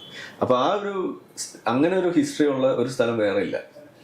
അതെന്തുകൊണ്ടാന്ന് വെച്ച് കഴിഞ്ഞാൽ നമുക്കറിയാം, ഒരു ചരിത്രം നമ്മൾ എടുത്ത് നോക്കുകയാണെന്നുണ്ടെങ്കിൽ ലോകത്തിന്റെ തന്നെ സിവിലൈസേഷണൽ ഒരു ഹിസ്റ്ററി എടുത്തു കഴിഞ്ഞാൽ അതിന്റെ തുടക്കം ഈ പറയുന്ന ഏരിയയിലാണ്. നമ്മൾ സാധാരണ പറയുന്നത് ഗോൾഡൻ ക്രസന്റ് എന്നൊക്കെ പറയുന്ന ആ ഒരു ഏരിയ ഉണ്ട്. മെസപ്പൊട്ടാമിയ, ബാബിലോണിയ എന്നൊക്കെ പറയുന്ന ആ ഭാഗം, ആ സ്ഥലം നിന്നിരുന്നത് ഈ ഒരു റേഞ്ചിൽ, ഈ പറയുന്ന ഒരു ഏരിയ തന്നെയാണ്. അതിന്റെ ബാക്കിയാണ് ഈ പറയുന്ന സംഗതി എന്ന് പറയുന്നത്. അപ്പോൾ ഇതെന്നും ചരിത്രപരമായിട്ട് എല്ലാ ആളുകളും അറ്റാക്ക് ചെയ്യാനും എല്ലാ ആളുകളും അധിനിവേശം നടത്താനും നോക്കിക്കൊണ്ടിരുന്ന സ്ഥലമായിരുന്നു. അന്ന് എല്ലാ തവണയും ആട്ടി ഓടിക്കപ്പെട്ടിരുന്ന ഒരു സമൂഹമാണ് ജൂത സമൂഹം. ഇത് നമുക്ക് ചരിത്രം കാണാം. നിങ്ങൾക്ക് ഇനിയും സംശയം ഉണ്ടെങ്കിൽ ചുമ്മാ ഈ ജെറൂസലം വരെ പോവുക. ഞാൻ പോയിട്ടുള്ള, നമുക്ക് ആ ലെയേഴ്സ് അവിടെ കാണാൻ പറ്റും. ഓരോ കാലഘട്ടത്തിൽ റോമക്കാരുണ്ടാക്കിയത്, ബൈസാന്റിയൻസ് ഉണ്ടാക്കിയത്, ബൈസാന്റിയൻസും അതുപോലെ ബാബിലോണിയൻസ് ഒക്കെ പാകിയിട്ടുള്ള ആ കല്ലുകൾ ഇന്നും അവിടെ നമുക്ക് ചവിട്ടി നടക്കാം. ഇതൊക്കെ അവിടെ ആർക്കിയോളജിക്കലി തെളിവെടുപ്പ് നടത്തി വെച്ചിട്ടുള്ള സാധനങ്ങളാണ് ഈ പറയുന്നത്. അതിൽ ചവിട്ടി നമുക്ക് ഇന്നും നടക്കാം എന്ന് വരുന്നിടത്താണ് ഈ ബാബിലോണിയൻസ് ആരെയാണ് ഓടിച്ചതെന്നുള്ള ചോദ്യം അവിടെ വരുന്നത്. അത് ഇവർ ചോദിക്കില്ല. അപ്പൊ ഇവിടെ ചെയ്യുന്ന എന്താണ്, ഇവര് സൗകര്യപൂർവ്വം ചരിത്രം കുഴിച്ചിട്ട് അവർക്ക് പറ്റുന്ന ഒരു സ്ഥലത്ത് കൊണ്ടുപോയിട്ട് ഇങ്ങനെ നിർത്തും. അത് 1948 കൊണ്ടുപോയി നിർത്തും. ഇതാണ് ഇവർ ചെയ്യുന്നത്. അപ്പൊ നമ്മൾ പറയുന്നു, എന്താ നിങ്ങൾ 48 നിർത്തി, എന്താ പിന്നോട്ട് പോയാൽ കുറച്ചുകൂടി പിന്നോട്ട് പോകും എന്ന് നമ്മൾ പറയുമ്പോൾ അവർക്ക് പറ്റില്ല. അത് പോകണം. അപ്പൊ നിങ്ങൾക്ക് 48 വരെ കുഴിക്കാമെങ്കിൽ നമുക്ക് അതിനപ്പുറത്തേക്ക് കുഴിക്കാം, എവിടെ വരെ കുഴിക്കാം, എത്ര വേണേലും കുഴിക്കാം എന്നുള്ളതാണ്. പക്ഷെ അങ്ങനെ ചരിത്രം പറഞ്ഞിട്ടല്ല സത്യത്തിൽ ഇസ്രായേൽ അവിടെ നിലയുറപ്പിക്കുക. അതുകൊണ്ടാണ് നമ്മളത് ചരിത്രം കുഴിക്കാൻ നിൽക്കാത്തത്. അതാണ് നമ്മൾ ശ്രദ്ധിക്കേണ്ടത്. അപ്പൊ ഈ പറഞ്ഞ ഹുസൈനിയുമായിട്ടുള്ള കൂടിക്കാഴ്ച ഒന്നത്. രണ്ടാമത്തത്, ഈ ഒരു ചർച്ചകളൊക്കെ പ്രശ്നങ്ങളൊക്കെ തുടങ്ങി 48 ശേഷമുള്ള സാധനം നമ്മൾ തുടങ്ങി കഴിയുമ്പോൾ ഒരു ഖാർത്തൂം ഒരു റെസൊല്യൂഷൻ ഉണ്ടായിട്ടുണ്ട്. അതിൽ അവർ പറഞ്ഞ ഒരു പ്രധാനപ്പെട്ട point, no peace, no negotiation, no recognition of Israel state. ഇതായിരുന്നു അവരുടെ ഒറിജിനൽ പൊസിഷൻ. അപ്പൊ 48 സ്വാതന്ത്ര്യം പ്രഖ്യാപിച്ച് നേരെ യുദ്ധത്തിലേക്കാണ് പോകുന്നത്. അറബ് രാഷ്ട്രങ്ങൾ വളഞ്ഞിട്ട് ആക്രമിക്കായിരുന്നു. ദ അറബ്സ് അറ്റാക്ട് പാലസ്റ്റീൻ എന്ന് പറഞ്ഞിട്ടാണ് അന്നത്തെ വാർത്ത തന്നെ. ഓക്കെ, അതാണ് ആലോചിക്കുന്നത്. അപ്പൊ പാലസ്റ്റീൻ അന്ന് ഇസ്രായേലായിരുന്നു. കാരണം ഈ പാലസ്റ്റീൻ എന്നുള്ള വാക്ക് ഉപയോഗിച്ചിരുന്നത് ബ്രിട്ടീഷുകാരാണ്, ബ്രിട്ടീഷ് മാൻഡേറ്റിന്റെ ഭാഗമായിരുന്നു. അപ്പോൾ ഈ രീതിയിൽ ഓരോ സമാധാന ശ്രമങ്ങളും മുന്നോട്ട് വെക്കുമ്പോൾ അതിൽ ഒരു സമാധാനവും പറ്റില്ല എന്ന് പറഞ്ഞ് മുന്നോട്ട് പോയ ആളുകളാണ് ഈ അറബി കൂട്ടം. പിന്നീട് ഒരു തരത്തിലും നിലനിൽക്കാൻ കഴിയുന്നില്ല എന്ന് കാണുമ്പോഴാണ് ഈ നിലവിളിയായിട്ട് വരുന്നത്. ഇനി ഇതിൽ മൂന്നാമത്തെ ഒരു പോയിന്റ് എന്ന് പറയുന്നതാണ്, ഇതിൽ നമ്മൾ ഈ പറയുന്ന ഒരു നിലയിൽ ഉറപ്പിക്കാനുള്ള 93 ഓസ്ലോ അക്കോർഡ്സ്. ആ ഓസ്ലോ കരാറിൽ ഒപ്പുവെച്ച സമയത്ത് വലിയ തോതിൽ ചർച്ചാ വിഷയമായി. അറബ് ലോകത്ത് വലിയ എതിർപ്പായി യാസർ അറാഫത്തിനോട്. അപ്പൊ യാസർ അറാഫത്ത് ജോനാസ്ബർഗിൽ വെച്ചിട്ടുള്ള ആ ഒരു സമ്മേളനത്തിൽ അറബികളായിട്ടുള്ള കൂടിയിരുന്ന ആളുകളോട് പറഞ്ഞത് ഇതൊരു ഹുദൈബിയ സന്ധി മാത്രമാണെന്നാണ് പറഞ്ഞത്. എന്താണ് അപ്പോൾ ഹുദൈബിയ സന്ധി? അതായത് സമയം വാങ്ങിക്കാൻ വേണ്ടി ഒരു താൽക്കാലികമായിട്ട് ഒരു പറ്റിക്കൽ കരാർ. അപ്പൊ ഈ ഹുദൈബിയ സന്ധിയാണ് നമ്മുടെ നാട്ടിൽ ഞാൻ നേരത്തെ പറഞ്ഞ മുഹമ്മദ് നബി എന്തോ ഉന്നതമായ സാധനം ചെയ്തു എന്ന് പറഞ്ഞിട്ട് ഇവിടെ കൊട്ടിപിടിച്ച് നടക്കുന്ന സാധനം അറബികൾക്ക് അത് കാര്യമാണ്. ഇപ്പൊ മനസ്സിലാവും, ഓ അങ്ങനെയാണല്ലേ, എന്നാ ഓക്കെ എന്ന് പറഞ്ഞിട്ട് അവർ സമാധാനമായിട്ടിരുന്നു. അപ്പൊ ഇതാണ് ഈ പറയുന്ന ഈ വിഷയത്തിന്റെ ഒരു ആകത്തുക ഇതാണ്. അപ്പൊ സമാധാനത്തിന് വേണ്ടി എന്നും മുന്നോട്ട് നിന്നിട്ടുള്ളത് ഇസ്രായേലേ ഉള്ളൂ. പക്ഷെ ഇവിടെ ഒരു പ്രശ്നം, ഇപ്പൊ ഗാസയിലെ കുഞ്ഞുങ്ങളുടെ കരച്ചിൽ അത് ആഗോളതലത്തിൽ ഒരു ചർച്ചാ വിഷയമാണ്. ഗാസ 2005 മുതൽ ഹമാസ് ആണ് ഭരിച്ചുകൊണ്ടിരുന്നത്. മീൻസ് ഗാസക്കാർക്ക് തന്നെയാണ് കിട്ടിക്കൊണ്ടിരുന്നത്. അത് 2006 മുതൽ 2007 മുതൽ ഹമാസ് ആണ് ഭരിച്ചുകൊണ്ടിരുന്നത്. അന്ന് കുട്ടികൾ കരയുന്നുണ്ടായിരുന്നില്ല. അപ്പൊ എന്തിനാ ഇപ്പൊ കരയാൻ തുടങ്ങിയത്? അതെന്താ നമ്മൾ പറയാത്ത? അതായത് എന്തിനാണ് ഒക്ടോബർ 7 യുദ്ധം എന്നും പറഞ്ഞ് അവർ ഇറങ്ങി തിരിച്ചത്? എന്തിനായിരുന്നു ആ പറയുന്ന അറ്റാക്കിലേക്ക് അവർ ഇറങ്ങി തിരിച്ചത്? എന്തായിരുന്നു അതിന്റെ കാരണം? അപ്പൊ നമ്മൾ അത് പറയണ്ടേ? ഒക്ടോബർ 7 എന്താ ട്രിഗർ? അത് പറയാതെ 6 വർഷം നീണ്ട ഒരു വെടിനിർത്തലിന് ശേഷം പെട്ടെന്നൊരു ദിവസം യുദ്ധവുമായിട്ട് ഇറങ്ങുമ്പോൾ അത് നമ്മൾ അഡ്രസ്സ് ചെയ്തേ പറ്റുള്ളൂ. 2005 മുതൽ നീണ്ടു നിന്ന് 2013 മുതൽ നീണ്ടു നിന്ന് ഒരു സമാധാനം അവിടെ ഉണ്ടായിരുന്നു. അപ്പൊ എന്താണ് അവിടെ സംഭവിക്കുന്നത്? അപ്പൊ അത് നമ്മൾ പറയണ്ടേ? അതിവിടെ കാണുന്നില്ല. അപ്പൊ കുട്ടികൾ വെറുതെ കരയുന്നതല്ല, കുട്ടികൾ കരയാനുള്ള കാരണമുണ്ട്. ഇനി ഈ നെസസറി സാക്രിഫൈസ്, കൂടുതൽ കുട്ടികൾ കൊല്ലപ്പെടണം, സ്ത്രീകളും കൊല്ലപ്പെടണം, ഇതാരാ പറഞ്ഞത്? എന്നാലാണ് ഇസ്രായേലിനെ നമുക്ക് കോർണർ ചെയ്യാൻ കഴിയുള്ളൂ ഇന്റർനാഷണൽ സമൂഹത്തിന് മുന്നിൽ. ഇതാരാ പറഞ്ഞത്? Yahya Sinwar. യഹിയ സിൻവറിന്റെ വാക്കുകളാണിത്. യഹിയ സിൻവർ ഇത് ആരോടാ പറയുന്നത്? സ്വന്തം അണികളോടാ പറയുന്നത്. അപ്പോൾ കുട്ടികൾ കൊല്ലപ്പെടണം എന്നുള്ളത് ആരുടെ ആഗ്രഹമാണ്, ആവശ്യമാണ്. അത് ഈ പറയുന്ന ഹമാസിന്റെ ആവശ്യമാണ്. എന്നാലാണ് അവർക്ക് അവരുടെ കാര്യം നടക്കുകയുള്ളൂ. അതെന്താണ്? ഇസ്രായേലിനെ ഒതുക്കുക എന്ന് പറയുന്ന, ഇസ്രായേലിന്റെ ആ ഒരു പേരും പറഞ്ഞ് ഈ കുട്ടികൾ കൊല്ലപ്പെടുന്നു എന്നുള്ളൊരു കാര്യം പറഞ്ഞുകൊണ്ട് അവരുടെ താൽക്കാലികമായ കുറെ ലാഭങ്ങൾ അത് കണ്ടെത്തുക എന്നുള്ളതാണ്. ഈ പറയുന്ന ഹമാസിന്റെ ഓരോ നേതാക്കളും ബില്യനേഴ്സ് ആണ്, മൾട്ടി ബില്യനേഴ്സ്. അവർ ജീവിച്ചിരുന്നത് ഖത്തറിലായിരുന്നു. ഇന്ന് പിന്നെ ഈ പറയുന്ന സ്കൂളുകളുടെ, ഹോസ്പിറ്റൽസിന്റെ, ഇപ്പൊ ഏറ്റവും ഒടുവിലൊക്കെ നിങ്ങൾ കണ്ടു കാണും, ഹോസ്പിറ്റലിലൊക്കെ അടിയിലാണ് തുരങ്കം പണിതിരുന്നിട്ട് അവർ ഈ പണി ഒപ്പിച്ചുകൊണ്ടിരുന്നത്. എന്തിനു വേണ്ടിയിട്ടാണ്? ഏത് ഹ്യൂമൻ ഷീൽഡ് അതിനെ കുറിച്ച് ഇവിടെ ആരെങ്കിലും സംസാരിക്കുന്നുണ്ടോ? ഇല്ല. അപ്പോൾ ഇതിനകത്ത് ഈ തരത്തിലുള്ള ഇരട്ടത്താപ്പുകൾ ഇത് വ്യാപകമാണ്. അതുകൊണ്ടാണ് നമുക്ക് ഇനി ഒരു യുദ്ധം ഉണ്ടായി കഴിയുമ്പോൾ തിരിച്ചടികൾ ഉണ്ടാകുന്ന സമയത്ത് സ്വാഭാവികമായിട്ടും അവിടെ ഒരു ട്രാജഡി ഉണ്ടാവും. അത് കുട്ടികൾ കൊല്ലപ്പെടുന്ന ട്രാജഡി തന്നെയാണ്. അത് പരമാവധി ഒഴിവാക്കാനുള്ള എല്ലാ സംവിധാനവും അവർ തന്നെ ചെയ്യുന്നുണ്ട്. ഒരു ബിൽഡിംഗ് അവിടെ ഇതിന്റെ റോക്കറ്റ് വിക്ഷേപിച്ച ഒരു സ്പോട്ട് മനസ്സിലാക്കുക, അല്ലെങ്കിൽ അവിടെ ഹമാസിന്റെ സാന്നിധ്യം മനസ്സിലാക്കിയിട്ട് അവർ മുൻകൂട്ടി അറിയിക്കുകയാണ് 2-3 മണിക്കൂർ മുന്നേ ഇവർക്ക് ഇവാക്യുവേറ്റ് ചെയ്യാൻ വേണ്ടിയിട്ട്. ഇവാക്യുവേഷൻ ഓർഡർ കൊടുത്തു കഴിയുമ്പോൾ അതിനുവേണ്ടി ലഘുലേഖ വിതരണം ചെയ്യുന്നു, ഫോണിലേക്ക് വിളിച്ചു പറയുന്ന അവസ്ഥ വരെ ഉണ്ട്. ഏത് യുദ്ധത്തിലാണ് ഇത് നടക്കുക? നമ്മളിവിടെ പഹൽഗാം അറ്റാക്കിന് ശേഷം ഓപ്പറേഷൻ സിന്ദൂർ നടത്തിയപ്പോൾ നമ്മൾ സിവിലിയൻ ടാർഗറ്റ്സ് ഉണ്ടാവില്ല, നമ്മൾ തീവ്രവാദ ടാർഗറ്റ്സ് ഒക്കെ നമ്മൾ ട്രാക്ക് ചെയ്ത് അത് അറ്റാക്ക് ചെയ്യും എന്ന് മുന്നേ പറഞ്ഞു എന്ന് പറഞ്ഞതിന്റെ പേരിൽ ഇവിടെ കോലാഹലമായിരുന്നു. നമ്മളുടെ ആക്രമണ രഹസ്യം കൈമാറി എന്ന് പറഞ്ഞിട്ട് ഇസ്രായേൽ അവിടെ പച്ചയ്ക്ക് അതല്ലേ ചെയ്യുന്നത്? ഇത് ഞങ്ങൾ അറ്റാക്ക് ചെയ്യാൻ പോവാണ്, ഇവിടെ കുറച്ച് ആൾക്കാരുണ്ട് എന്ന് പച്ചയ്ക്ക് പറഞ്ഞിട്ടാണ് ചെയ്യുന്നത്. അപ്പൊ ഇതിൽ ആരാ രക്ഷപ്പെടുക? സിവിലിയൻസ് അല്ല രക്ഷപ്പെടുന്നത്, തീവ്രവാദികളാണ് രക്ഷപ്പെടുന്നത്. അവരവിടെ ഈ പറയുന്ന തീവ്രവാദികൾ രക്ഷപ്പെടുന്നതിന്റെ ഭാഗമായിട്ട് അവർ ഒളിച്ചോടുന്നതിന്റെ പിന്നാലെ ബൂബി ട്രാപ്സ് ഉണ്ടാക്കി വെക്കുകയാണ് ചെയ്യുന്നത്. അതായത് സിവിലിയൻസ് ആയിട്ടുള്ള ആളുകളുടെ മേത്ത് ബോംബും അതും ഇതൊക്കെ കെട്ടിവെച്ച് വെക്കും. അത് മൃഗങ്ങളുടെ മേത്ത് അല്ലാതെയൊക്കെ ചെയ്യുന്നു. ഇതാണ് അവർ ചെയ്തുകൊണ്ടിരിക്കുന്നത്. അതിൽ കൊല്ലപ്പെടും. ഇപ്പൊ കഴിഞ്ഞ ദിവസം 30 പേരെ വെടിവെച്ച് കൊന്നു ഈ എയ്ഡ് വിതരണത്തിന്റെ ഇടയിൽ എന്ന് പറഞ്ഞിട്ട് വലിയ കോലാഹലം. അവസാനം ഡ്രോൺ ഫുട്ടേജ് പുറത്തു വിട്ടു. ആരാ വെടിവെച്ചത്? ഹമാസ് തന്നെയാണ് വെടിവെച്ചത്. ആരെങ്കിലും പിന്നെ എന്തെങ്കിലും പറഞ്ഞു? അപ്പൊ ഈ ഡ്രോൺ ഫുട്ടേജ് ഇല്ലായിരുന്നു എന്ന് വിചാരിക്കുക, ആ 30 പേര് ആരുടെ അക്കൗണ്ടിൽ കിടക്കേണ്ടതാ? 500 പേര് ഹോസ്പിറ്റലിൽ തകർന്നു, ഇസ്രായേൽ ബോംബിട്ട് തകർത്തു എന്ന് പറഞ്ഞിട്ട് നിലവിളിയായിരുന്നു. അതിന്റെ ഡീറ്റെയിൽ പുറത്തേക്ക് വിട്ടു. അപ്പോൾ എന്താ സംഭവിച്ചത്? ഹമാസ് വിട്ട റോക്കറ്റ് തിരിച്ച് അവിടെ തന്നെ വീണതാണ്, അതിന്റെ പിന്നീന്ന് വിട്ടതാണ്. അപ്പൊ എന്താ ഉണ്ടായത്? 500 പേരില്ല, 150 പേരെ മരിച്ചിട്ടുള്ളൂ എന്നായി. അപ്പൊ ഇസ്രായേൽ കൊന്നിരുന്നെങ്കിൽ 500 ആയിരുന്നു, അത് 150. ഇങ്ങനെയുള്ള കള്ളക്കണക്ക് UN തന്നെ പലതവണ കണക്ക് തിരുത്തി. ഈ കഴിഞ്ഞ ദിവസം മറ്റൊരു റിപ്പോർട്ട് വന്നു. അതായത് 4000-ഓളം കുട്ടികളുടെ പേര് ഇതിൽ നിന്ന് ലിസ്റ്റിൽ നിന്ന് റിമൂവ് ചെയ്തു. ആരെങ്കിലും ഇവിടെ സംസാരിക്കുന്നുണ്ടോ? അപ്പൊ ഞാൻ പറയാ, നിങ്ങൾ 50,000 പേര് മരിച്ചു എന്ന് പറഞ്ഞ കണക്കുമായിട്ട് വരുമ്പോൾ ആദ്യം ആ കണക്ക് ഒന്ന് തീരുമാനമാക്കുക, എന്നിട്ട് നമുക്ക് അതിനെ കുറിച്ച് പറയാം. ഇതാ ഞാൻ പറയാം. അതിന് മുന്നേ പറയേണ്ട കുറെ കാര്യങ്ങളുണ്ട്. അത് ഒക്ടോബർ 7 മുതലുള്ളത് തന്നെയാണ്. അത് പറഞ്ഞിട്ട് ബാക്കി എന്തുകൊണ്ട് ഒക്ടോബർ 7 വന്നു? അവിടെ പീഡിത സമൂഹം ഒന്നും ആയിരുന്നില്ല. അതാരാ പറയുന്നത്? അവർ തന്നെ പറയുന്നത്. കാരണം അവർ പറയുന്നത് എന്താ, എത്ര ബ്യൂട്ടിഫുൾ ആയിരുന്നു ഹമാസ് ഗാസ എന്നാണ് അവരിപ്പോ പറയുന്നത്. അത് എപ്പോഴാ പറഞ്ഞു തുടങ്ങി? ഒക്ടോബർ 7 ശേഷം. ഒക്ടോബർ 7 വരെ അവരെന്താ പറഞ്ഞത്? ഇത് ഓപ്പൺ എയർ പ്രിസൺ ആയിരുന്നു എന്നാ പറഞ്ഞത്. അപ്പോൾ ഓപ്പൺ എയർ പ്രിസൺ ആയി ഒക്ടോബർ 7 വരെ നിലനിന്നിരുന്ന സ്ഥലം ഒക്ടോബർ 7 ശേഷം പെട്ടെന്ന് അങ്ങ് സ്വർഗമായി മാറുന്ന ഒരു വിചിത്രമായ അവസ്ഥയായി. ഈ തരത്തിലുള്ള ഇരട്ടത്താപ്പാണ് ഇവിടെ നടക്കുന്നത്. ഇത് നമ്മൾ കാണുന്നില്ല എന്നല്ല, ഇതൊക്കെ നമുക്ക് കാണാനും മനസ്സിലാക്കാനും സാധിക്കുന്ന അവസരങ്ങൾ ഇവിടെ ഉണ്ട്. ഇത് കാണുന്നതുകൊണ്ടാണ് നമ്മൾ പറയുന്നത് ഇതിനകത്തുള്ള നമ്മൾ വെളിയിൽ കാണുന്ന സംഭവങ്ങളല്ല ഇതിനകത്ത് മതമാണ് ഇതിന്റെ പ്രധാന വിഷയം. ഇതിനകത്തുള്ള സെലക്റ്റീവായിട്ടുള്ള റെസ്പോൺസസ് ആണ് നമുക്ക് ഇവിടെ കാണാൻ കഴിയുക. ഈ സുഡിയോ ആ ഒരു സംഗതിയൊക്കെ കണ്ടപ്പോൾ ഒക്കെ നമ്മൾ ശ്രദ്ധിച്ചിട്ടുണ്ടാവും. ആളുകൾ ഇതിനേക്കാൾ കൂടുതൽ ആളുകൾ ഹ്യൂമാനിറ്റേറിയൻ കോസ് ആണെന്നുണ്ടെങ്കിൽ യമനിൽ കൊല്ലപ്പെട്ട ആളുകളുടെ നമ്പർ ഇവർക്ക് അറിയും. മില്യൺസ് ആണ് അവിടെ ഇപ്പോഴും മരിച്ചുകൊണ്ടിരിക്കുന്നത്, ഇപ്പോഴും പട്ടിണി നടന്നുകൊണ്ടിരിക്കുന്നത്. ആരാ അതിനെക്കുറിച്ച് സംസാരിക്കുന്നത്? അഫ്ഗാനിൽ നിന്ന് അഭയാർത്ഥികളായിട്ട് വന്ന് പാകിസ്ഥാനിലുള്ള ആളുകൾ അവിടെ കെട്ടും പാട്ടയെടുത്ത് ഓടേണ്ടി വരികയാണ് പാകിസ്ഥാന്റെ ആജ്ഞ വെച്ചിട്ട്.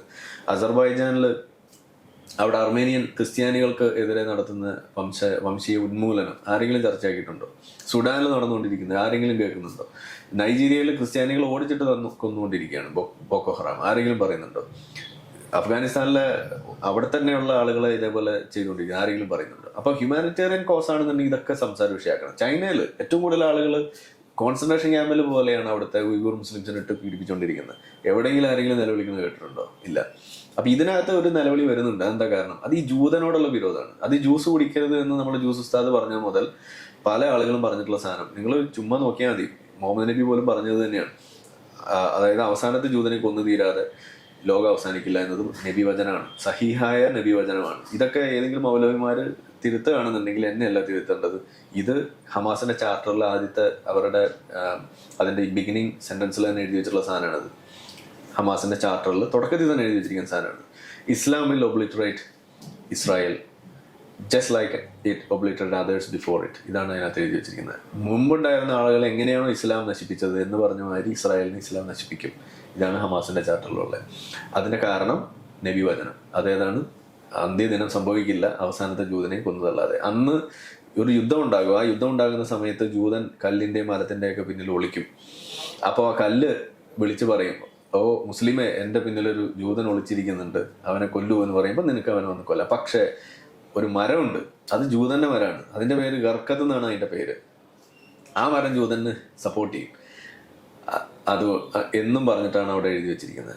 എന്നിട്ട് ഇവർ ചെയ്യുന്ന ഒരു കള്ളപ്പണിയും കൂടിയുണ്ട്. ഈ ഖുർആന്റെ ചരിത്ര ഭൂമിയിലൂടെ എന്ന് പറഞ്ഞ ചില യാത്രയൊക്കെ നടത്തിയിട്ട് ആളുകൾ അവിടെ ചില മരം പ്ലാന്റ് ചെയ്യുന്നതൊക്കെ ആയിട്ട് കാണിച്ചുകൊണ്ട് ഒരു ചിത്രം പുറത്തേക്ക് വിടും.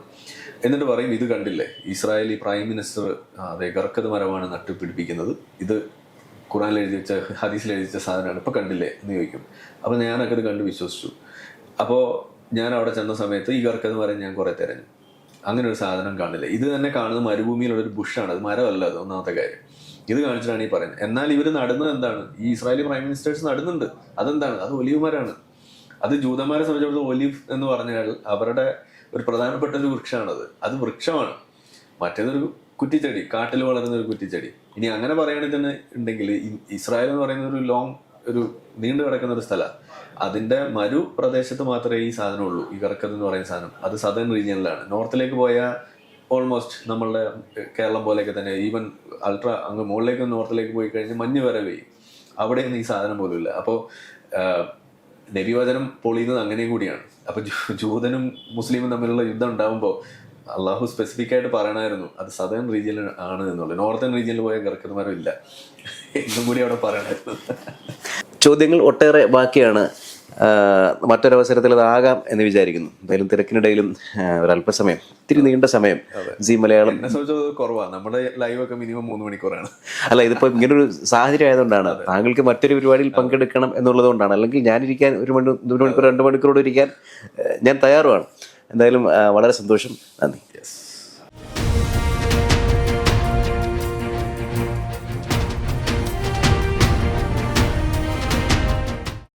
ഏറ്റവും പുതിയ വാർത്തകളും വിശേഷങ്ങളും വിരൽ തുമ്പിലറിയാൻ സീ മലയാളം ന്യൂസ് എല്ലാ ഡിജിറ്റൽ പ്ലാറ്റ്ഫോമുകളിലും ലഭ്യം.